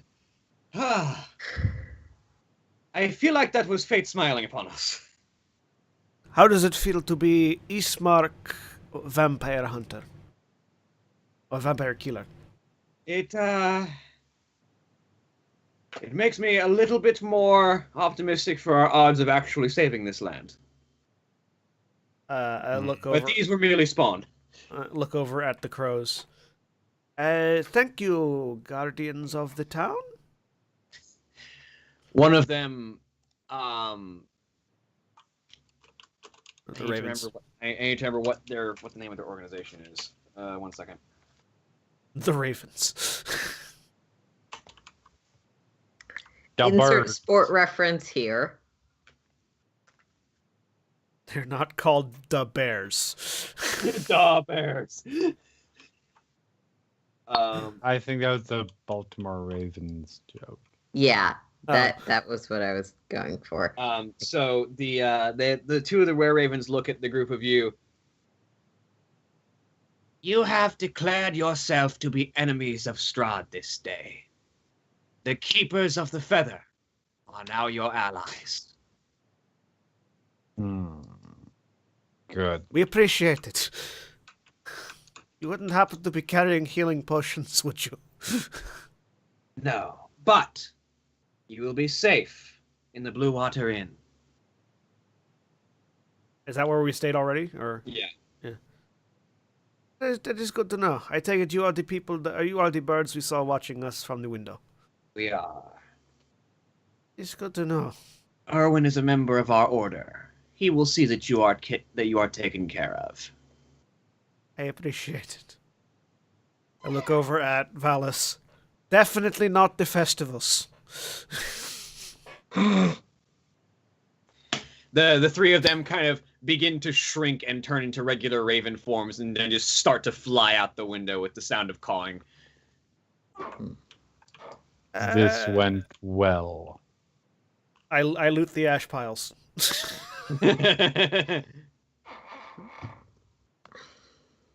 Actually, I think there might... Yeah, I'm gonna check around the coffin, see if they're storing anything else here. Yep. It's mostly piles of timber. There's a little bit of lumber lying around that you might have a use for if you feel like it. And then Wonder how big of a stake we could shove up Strahd. It's like measuring out one of the logs.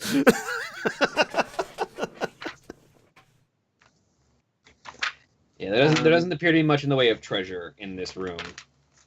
Okay. This seems to be where the In that vampires case- are staying. Connie will look to the other two. Pull back out that torch that she probably dropped when there was vampires to kill. we do not. This place has been tainted by a great evil. We do not. Indeed. We do not need to burn down the building. Arson is frowned upon in most civilized societies.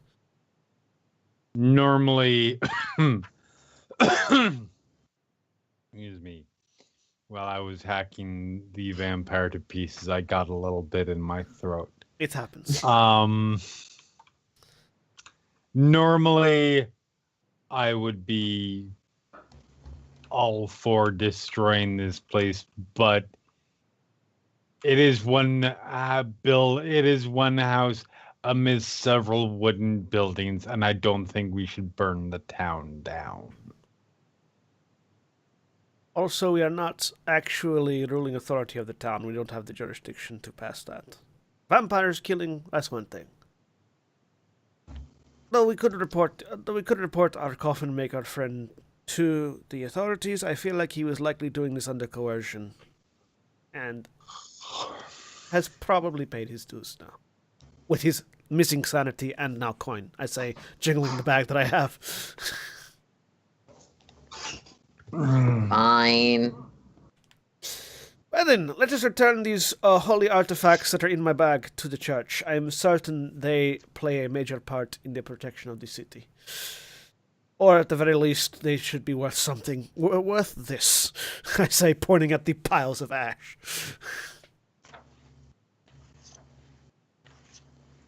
Not wrong. And I will begin to head downstairs. And when I see the coffin maker, I will look him in the eye and say, "Your vampires are dead." And continue walking. He doesn't say anything. He just keeps his eyes downcast, and you make your way out back into the village of Valaki. Now 6 vampires spawn shorter. You know, the sun seems slightly brighter through the haze of the fog above.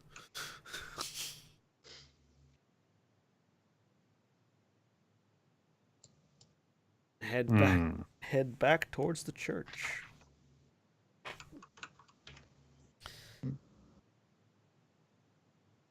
Yarp.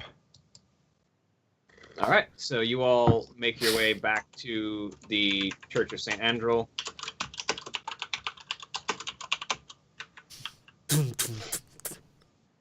The door opens, and once again, the elderly keeper, Father Lucian Petrovich. Yes? Us covered in blood and injuries. Good Lord, are you all right? There was a slight hitch in the plan. But, I say, handing out the bag that has the bones in it, we've recovered the bones of your St. Andrel. Oh, well, morning Lord be praised. And he takes the bones. We'll have these interred right immediately. And he immediately, like, into the main part of the chapel, starts to pull up the floorboards where the resting place was. Follow in explaining what we've been through. Oh dear, it seems Strahd would even here attempt to reach. I suspect then that the theft of these bones was to weaken this church to be a viable target for attack. Well, then it is a good thing that we have succeeded in retrieving them so quickly. Indeed. As he kind of like finishes laying the bones to rest and pass down the dirt underneath, there is a veritable wash of holy energy that kind of radiates out and covers over the entire area. Valis, you recognize this as being similar to the effects of the Hallow spell. This Okay. is now hallowed ground. That's a good one. This church is now hallowed ground. Ah.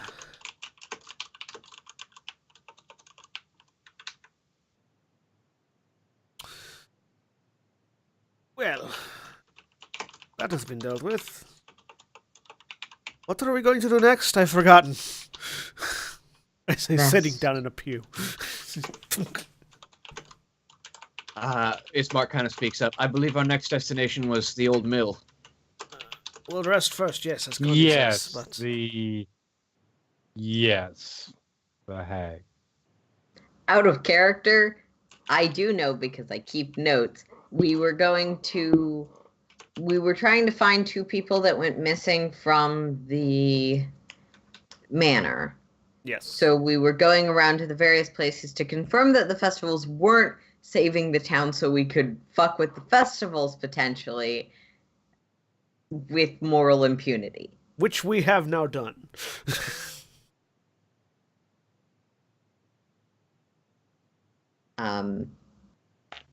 But yes, the next quest objective was technically the mill.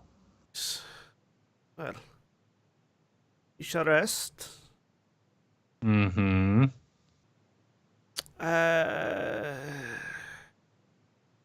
Visit the mill to let some of the cacophony of the town die down, and then when we return, investigate the lovely, ever so convincing burgermeister of the town for our missing people. Indeed. Just sort of slump down in the pew and start snoring. Eventually, you guys make it back to the Blue Water Inn. I was going to say, as Maria slumps down, Connie will just pick her up. Just- Fireman's carry. I am very Back light. to the inn. You all make your way back to the Burgermeister Inn. You get a long rest. Go ahead and level up to level 4. Well, not the Burgermeister and the blue something. Or Inn. the blue water inn. Yep. Blurred. You were just mentioning the Burgermeister. Yeah. You at the Blue Water Inn. You can go ahead and level up to level 4 if you feel like. I have my character sheet on D&D Beyond, dndbeyond.com, your resource for everything D&D and beyond. That. D&D Beyond. We'd love to be sponsored, by the way. Lovely. But it's very easy to level up because I've got I've got a copy of my character sheet there, so I can just go edit level 4. I am literally doing the same thing. Yep. And it tells me all I'm the things that taking have my changed. ABS in con. More health. Sweet. I am vaguely considering. By the way, does that rest get rid of my reduced health max? Yes, you do take a long rest and you get your max health back. Okay.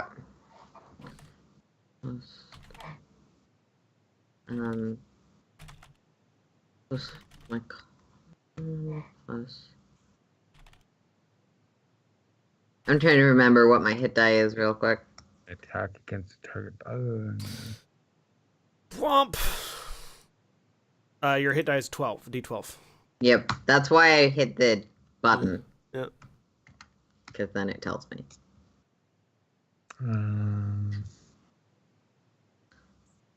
By the way, William, while we're doing this, I did notice that our characters' hit points are not linked to our character sheets. So the maxes don't change. I could have sworn. Oh. It's a thing where if you make a copy of a token and then you copy the wrong copy of the token, it's. Yeah. I'll just It's a do thing that Warcaster. Don't worry about it too much. I just was. I was like, I could have sworn I had more hit points than that. Oh I'll wait, so- I totally did. I'll solve it between weeks. Yep. Okay.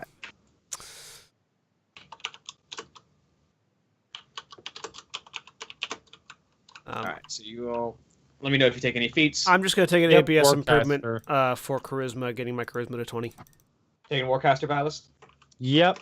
All right. I vaguely, I for a minute there, I was considering Sentinel, and I may still take that some point down the line, but Warcaster is just too damn useful. Yeah. Yeah, I just took an ABS improvement, getting my charisma up to 20. I want more hit points, so that's what I did. All right. So you all. Get another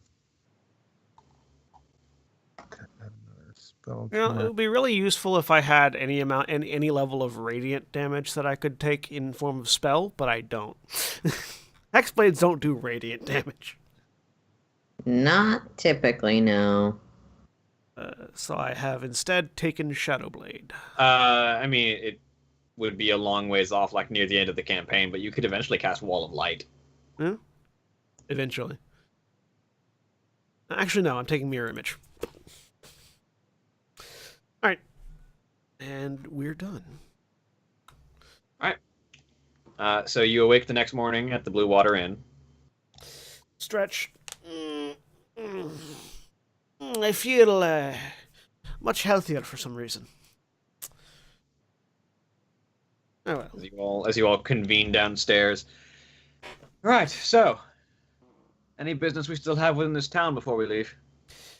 None, I think, that takes precedent over the meal. We should deal with the hag before she returns to any other towns with her pastries.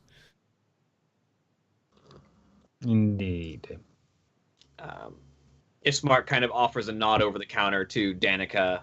Apparently, he'd had a conversation with her over the course of the evening, and you notice that you guys did not actually have to pay for any rooms tonight. Oh, hey, nice, lovely.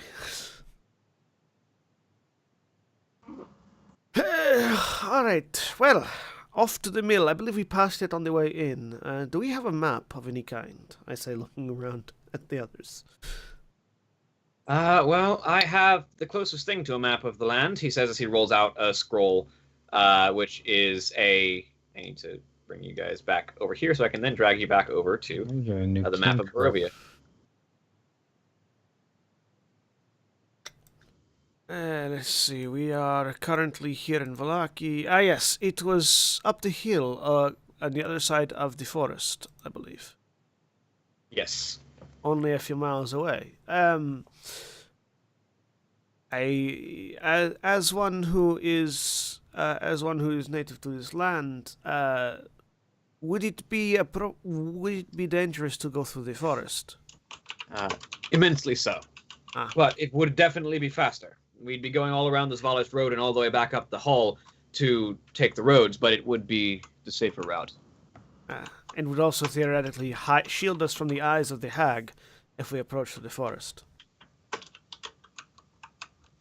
I look at That one I can't say. The hags are mysterious. Yeah. I look at the other two. What do you think? Should we take the road or go through the forest?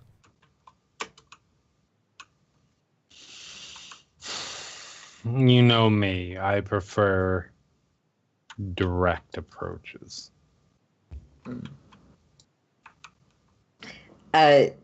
Connie will flip through her book for several pages.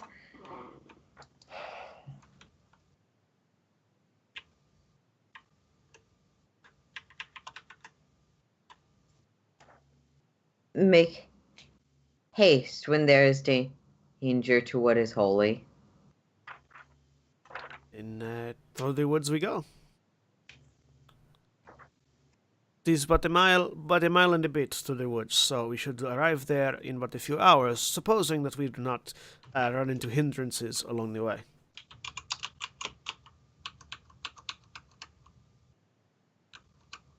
Technically, if we were flying, it would take us a half an hour, but we have to walk through woods. As you're leaving, Erwin, the sort of tall, kind of out-looking fellow, as you notice the long black beard with the small streaks of gray in it, as you're leaving, he approaches the group of you. So, I would thank you for your assistance in the previous eve. Which assistance would that be? I think you know which. Oh, those! I sort of look at him and tilt my head as if I'm trying to figure out what his face would look like if it was a bird.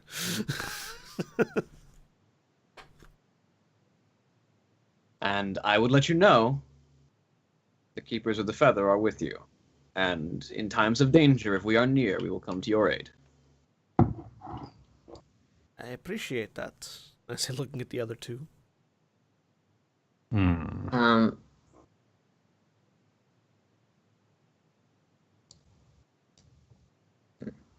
If you need, signal us. The cry of a raven is our signal. Very well. I mentally go over if I can emulate that.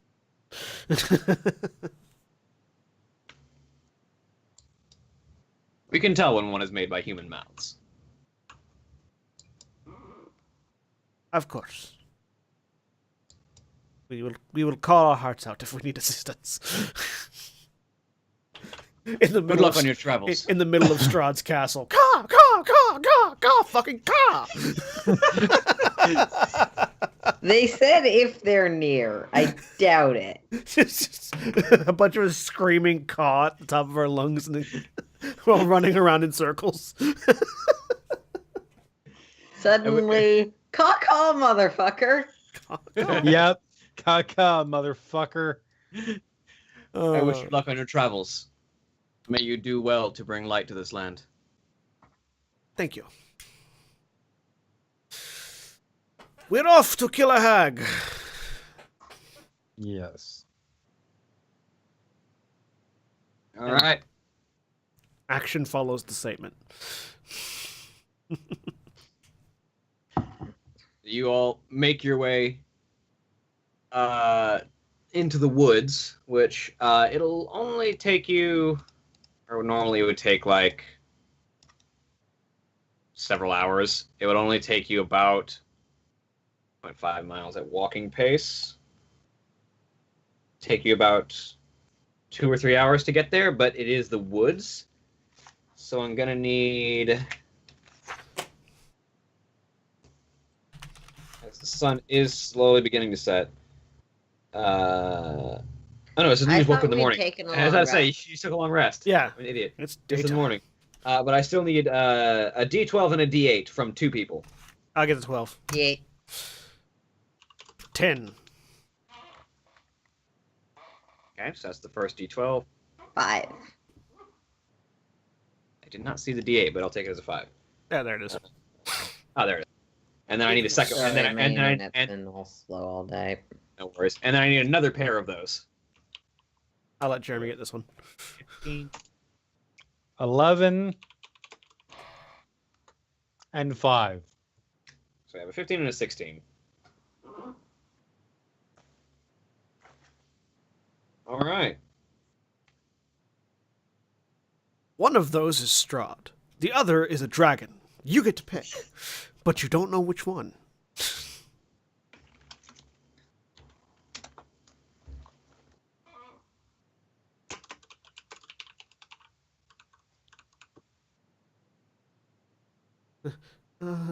Does Strahd seem like an even number or an odd number?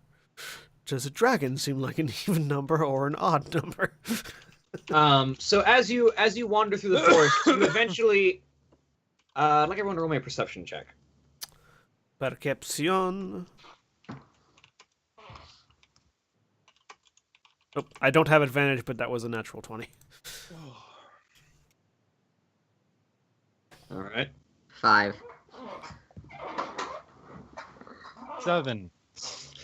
So Maria, you notice and try and stop Connie just before she basically trips over a corpse that she basically lands on. Oh, well, I tried. I pull out my greatsword. Does it seem like it's gonna start moving?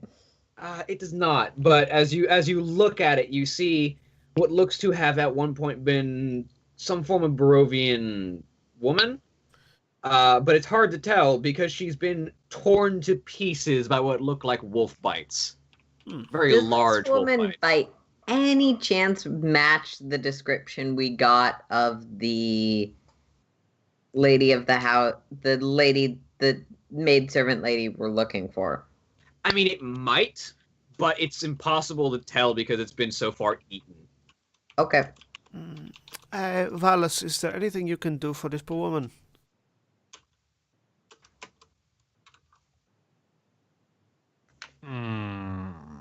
As I just for precaution's sake, hold out my hand and summon another pact blade. This one is a Nodachi.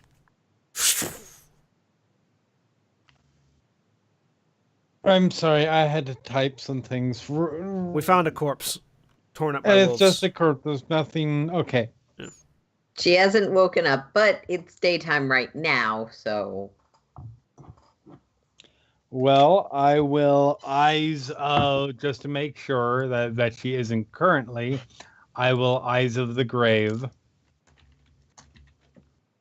She undead, She does not appear to be undead. and there are no undead within 60 feet of us. Nope. And then I will cast.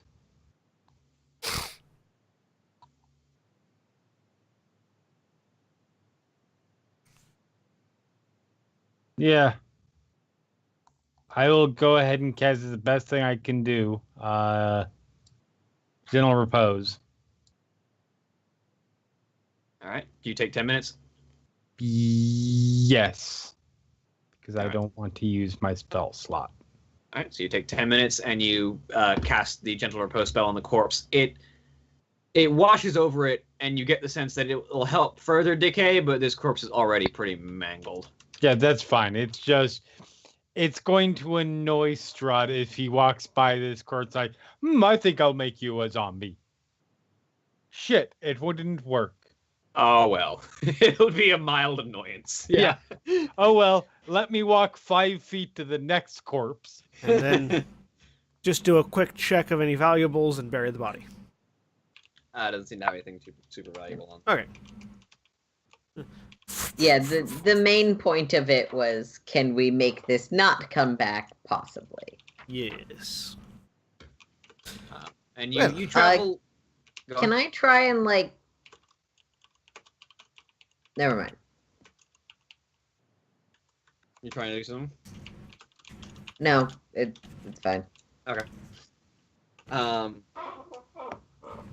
You travel for another hour or so, roughly. You're still in the forest, but you're getting a little bit closer. When a deep voice calls out, "Who goes there?" Through the chill mist, you see a large man in drab clothing wearing a tattered gray cloak. He has shaggy black hair and thick mutton chops. He leans heavily on a spear and has a small bundle of animal pelts slung over his shoulder. Travelers from Valaki. Balaki. Your kind usually know better than to journey this far into the woods.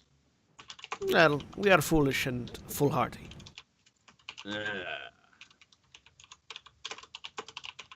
Bear you silver with you? Of what sort? Of the weaponry kind. Insight check. Before I answer. Is this man a werewolf? You can't tell that just by insight 21. check. But is he asking out of caution for himself or caution for us? Let's see how well he gets his point across.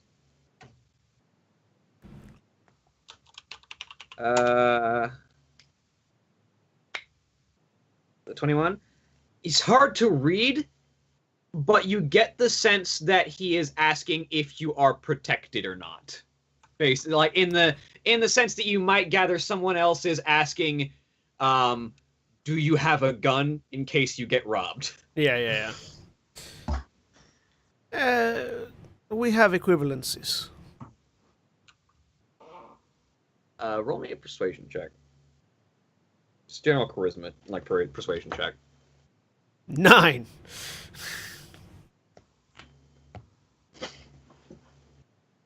That's so.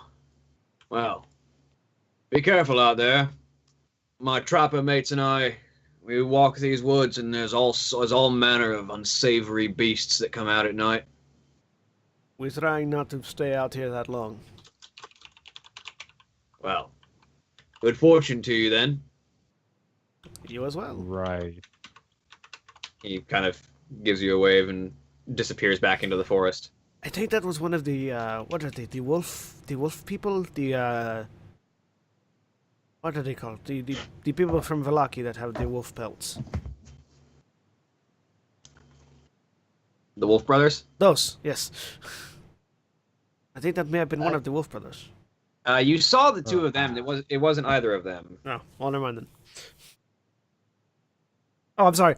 I thought the Wolf Brothers was an organization, not two brothers. No, they're two brothers that hunt wolves. Okay, never mind.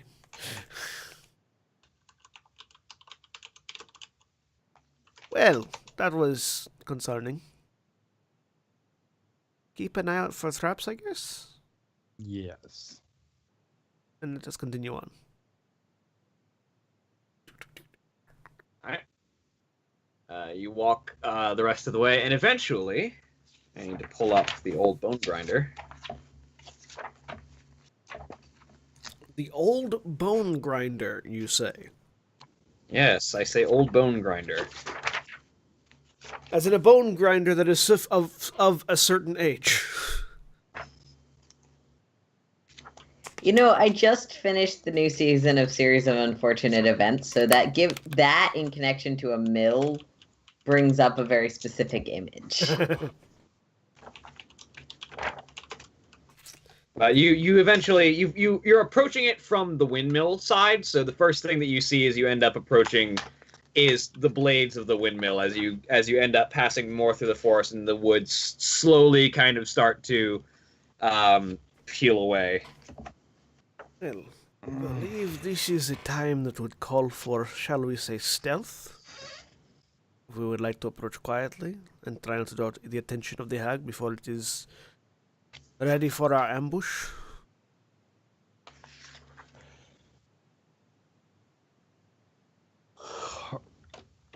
And as you the thick wood of the forest near Valaki, of the Svalich Woods, transitions here from being a thick forest to a mountainside that descends into a fog-filled valley. In the heart of the valley, you see the windmill that is. Sorry, you're actually heading up the valley from here. It's near the edge of this valley. Sorry, I'm trying to reorient because you're supposed to be approaching it from the road. Yeah. I'm trying to reorient myself based on coming from the forest. The valley with the walled city is behind us. Yeah, you're actually heading up the edge of the valley towards the outside. And as you approach the higher end, you see this lone a branch in the road leads to this sort of dilapidated stone windmill with warped wooden vanes that have been stripped bare. And the onion-domed edifice leans forward and to one side as though trying to turn away from the stormy gray sky. You see gray brick walls and dirt-covered windows on the upper floors. A decrepit wooden platform encircles the windmill above a flimsy doorway leading to the building's interior. Perched on a wooden beam above the door is a raven. It hops about and squawks at you, seemingly agitated. Does it look like one of our new friends or a normal raven? Roll me an insight check. Natural 20. It seems to be a normal raven, but you've noticed that even normal ravens are more intelligent here than they seem, and it seems to be trying to warn you about this place. But warn away, warn towards. Like warn, this place is dangerous. Oh yeah, no, we get that part. Hey. After it sees that you seem to have gotten its message, it flies off toward Valaki. The ravens watch over people even this far out, apparently. Let's say watching it fly back.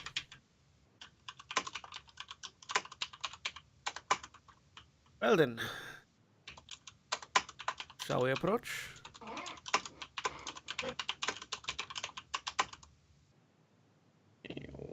Sure. Second.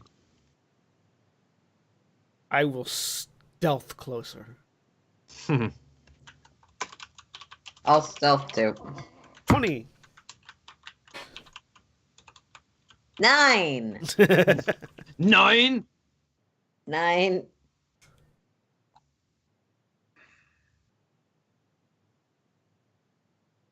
I walk straight up. In other words, I got a 5 on my stealth roll. But yes, he just. I like the idea that he just looks at them thinking and doesn't even bother and just starts walking straight up. I kind of imagine Valis, like Valis's version of sneaking is crouching slightly or slouching slightly, and like hitching up his cloak and just walking normally. It's like, vroom, vroom.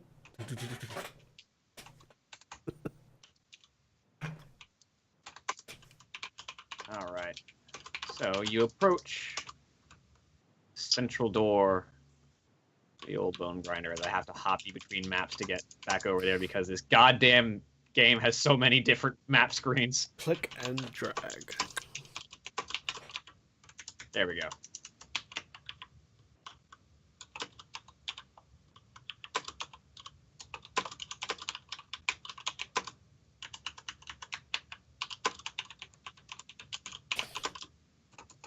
Alright, so apparently the hag and the knowledge we seek to battle Strahd both lie here. So let us be careful. And not poke anything that needs to not be poked. Okay? Right. Who wants to try the Can dark? I insight? Because sounds like Maria doesn't want us poking the hag. Natural 20 on the insight to No, figure. Maria doesn't care about poking the hag. Maria doesn't want us to accidentally break the thing that we need for whatever knowledge is. Okay. Like, poke the hag to death. That's fine. Oh, who wants to tie the door? You know how I try doors. I will go up and jiggle the handle.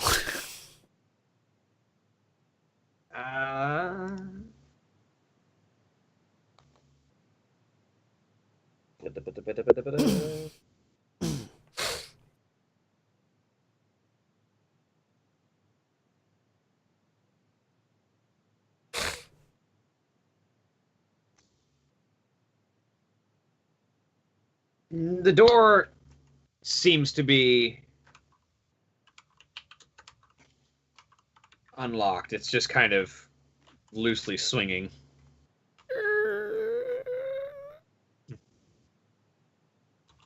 All right. As I open this, dynamic lighting. Look around. Do I see The anything? ground. Hang on. Box text. I see box text. Box text. The ground floor has been converted into a makeshift kitchen, but the room is filthy. Baskets and old dishware are piled everywhere. Adding to the clutter is a peddler's cart, a chicken coop, a heavy wooden trunk, and a pretty wooden cabinet with flowers painted on its doors. In addition to the clucking of the chickens, you hear toads croaking. Sweet smell of pastries blends horridly with the stench that burns your nostrils. Awful odor comes from out of an open, upright barrel in the center of the room. Warmth issues from a brick oven against one wall, and a crumbling staircase ascends the wall across from it. Shrieks and cackles from somewhere higher up cause the old mill to shudder. I look back. I point up. And I step in to let other people go up the stairs first. Yep, Valis is doopy doopy doo.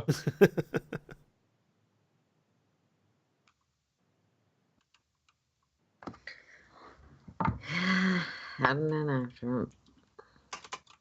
Well, Alright. I will go up the stairs after Valis and Connie. Okay. All right. I think we may need to be transitioned to wherever the stairs are. Yes, give me 1 second. As I do. The rest of you are all in the same space, so. A haggard, heavy-set old woman with a face as wrinkled as a boiled apple sweeps the floor, pushing around a few old bones and stirring up a cloud of white dust with her broom. She wears a blood-stained, flour-caked apron. A long, sharp bodkin impales her bundled-up mound of gray hair. The dirt-caked windows allow very little light to enter this 8-foot-high chamber, most of which is taken up by a large millstone connected to a wooden gear shaft that rises through the ceiling in the center of the room. A long staircase continues up toward the sound of cackling. You recognize this woman as the old woman that you encountered selling pastries. And she looks at the group of you. It's you again. Have you come to do proper business this time?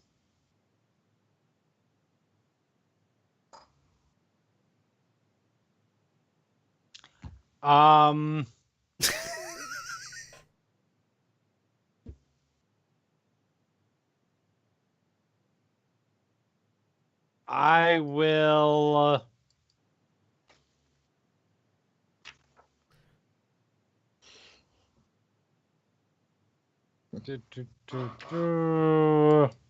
Launch a guiding bolt.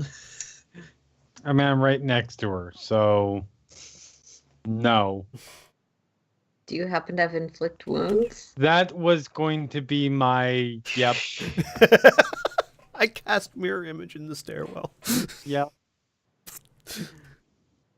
All right, so as you all go to attack, I'm assuming. I don't think Valis is going to wait for conversation. No. As you all prepare to attack and get the jump on this elderly hag, that is where we're going to end for the night. Good, because we'll probably need our monk. I was gonna say, yeah. All right. Say goodbye, everybody. Bye. Goodbye.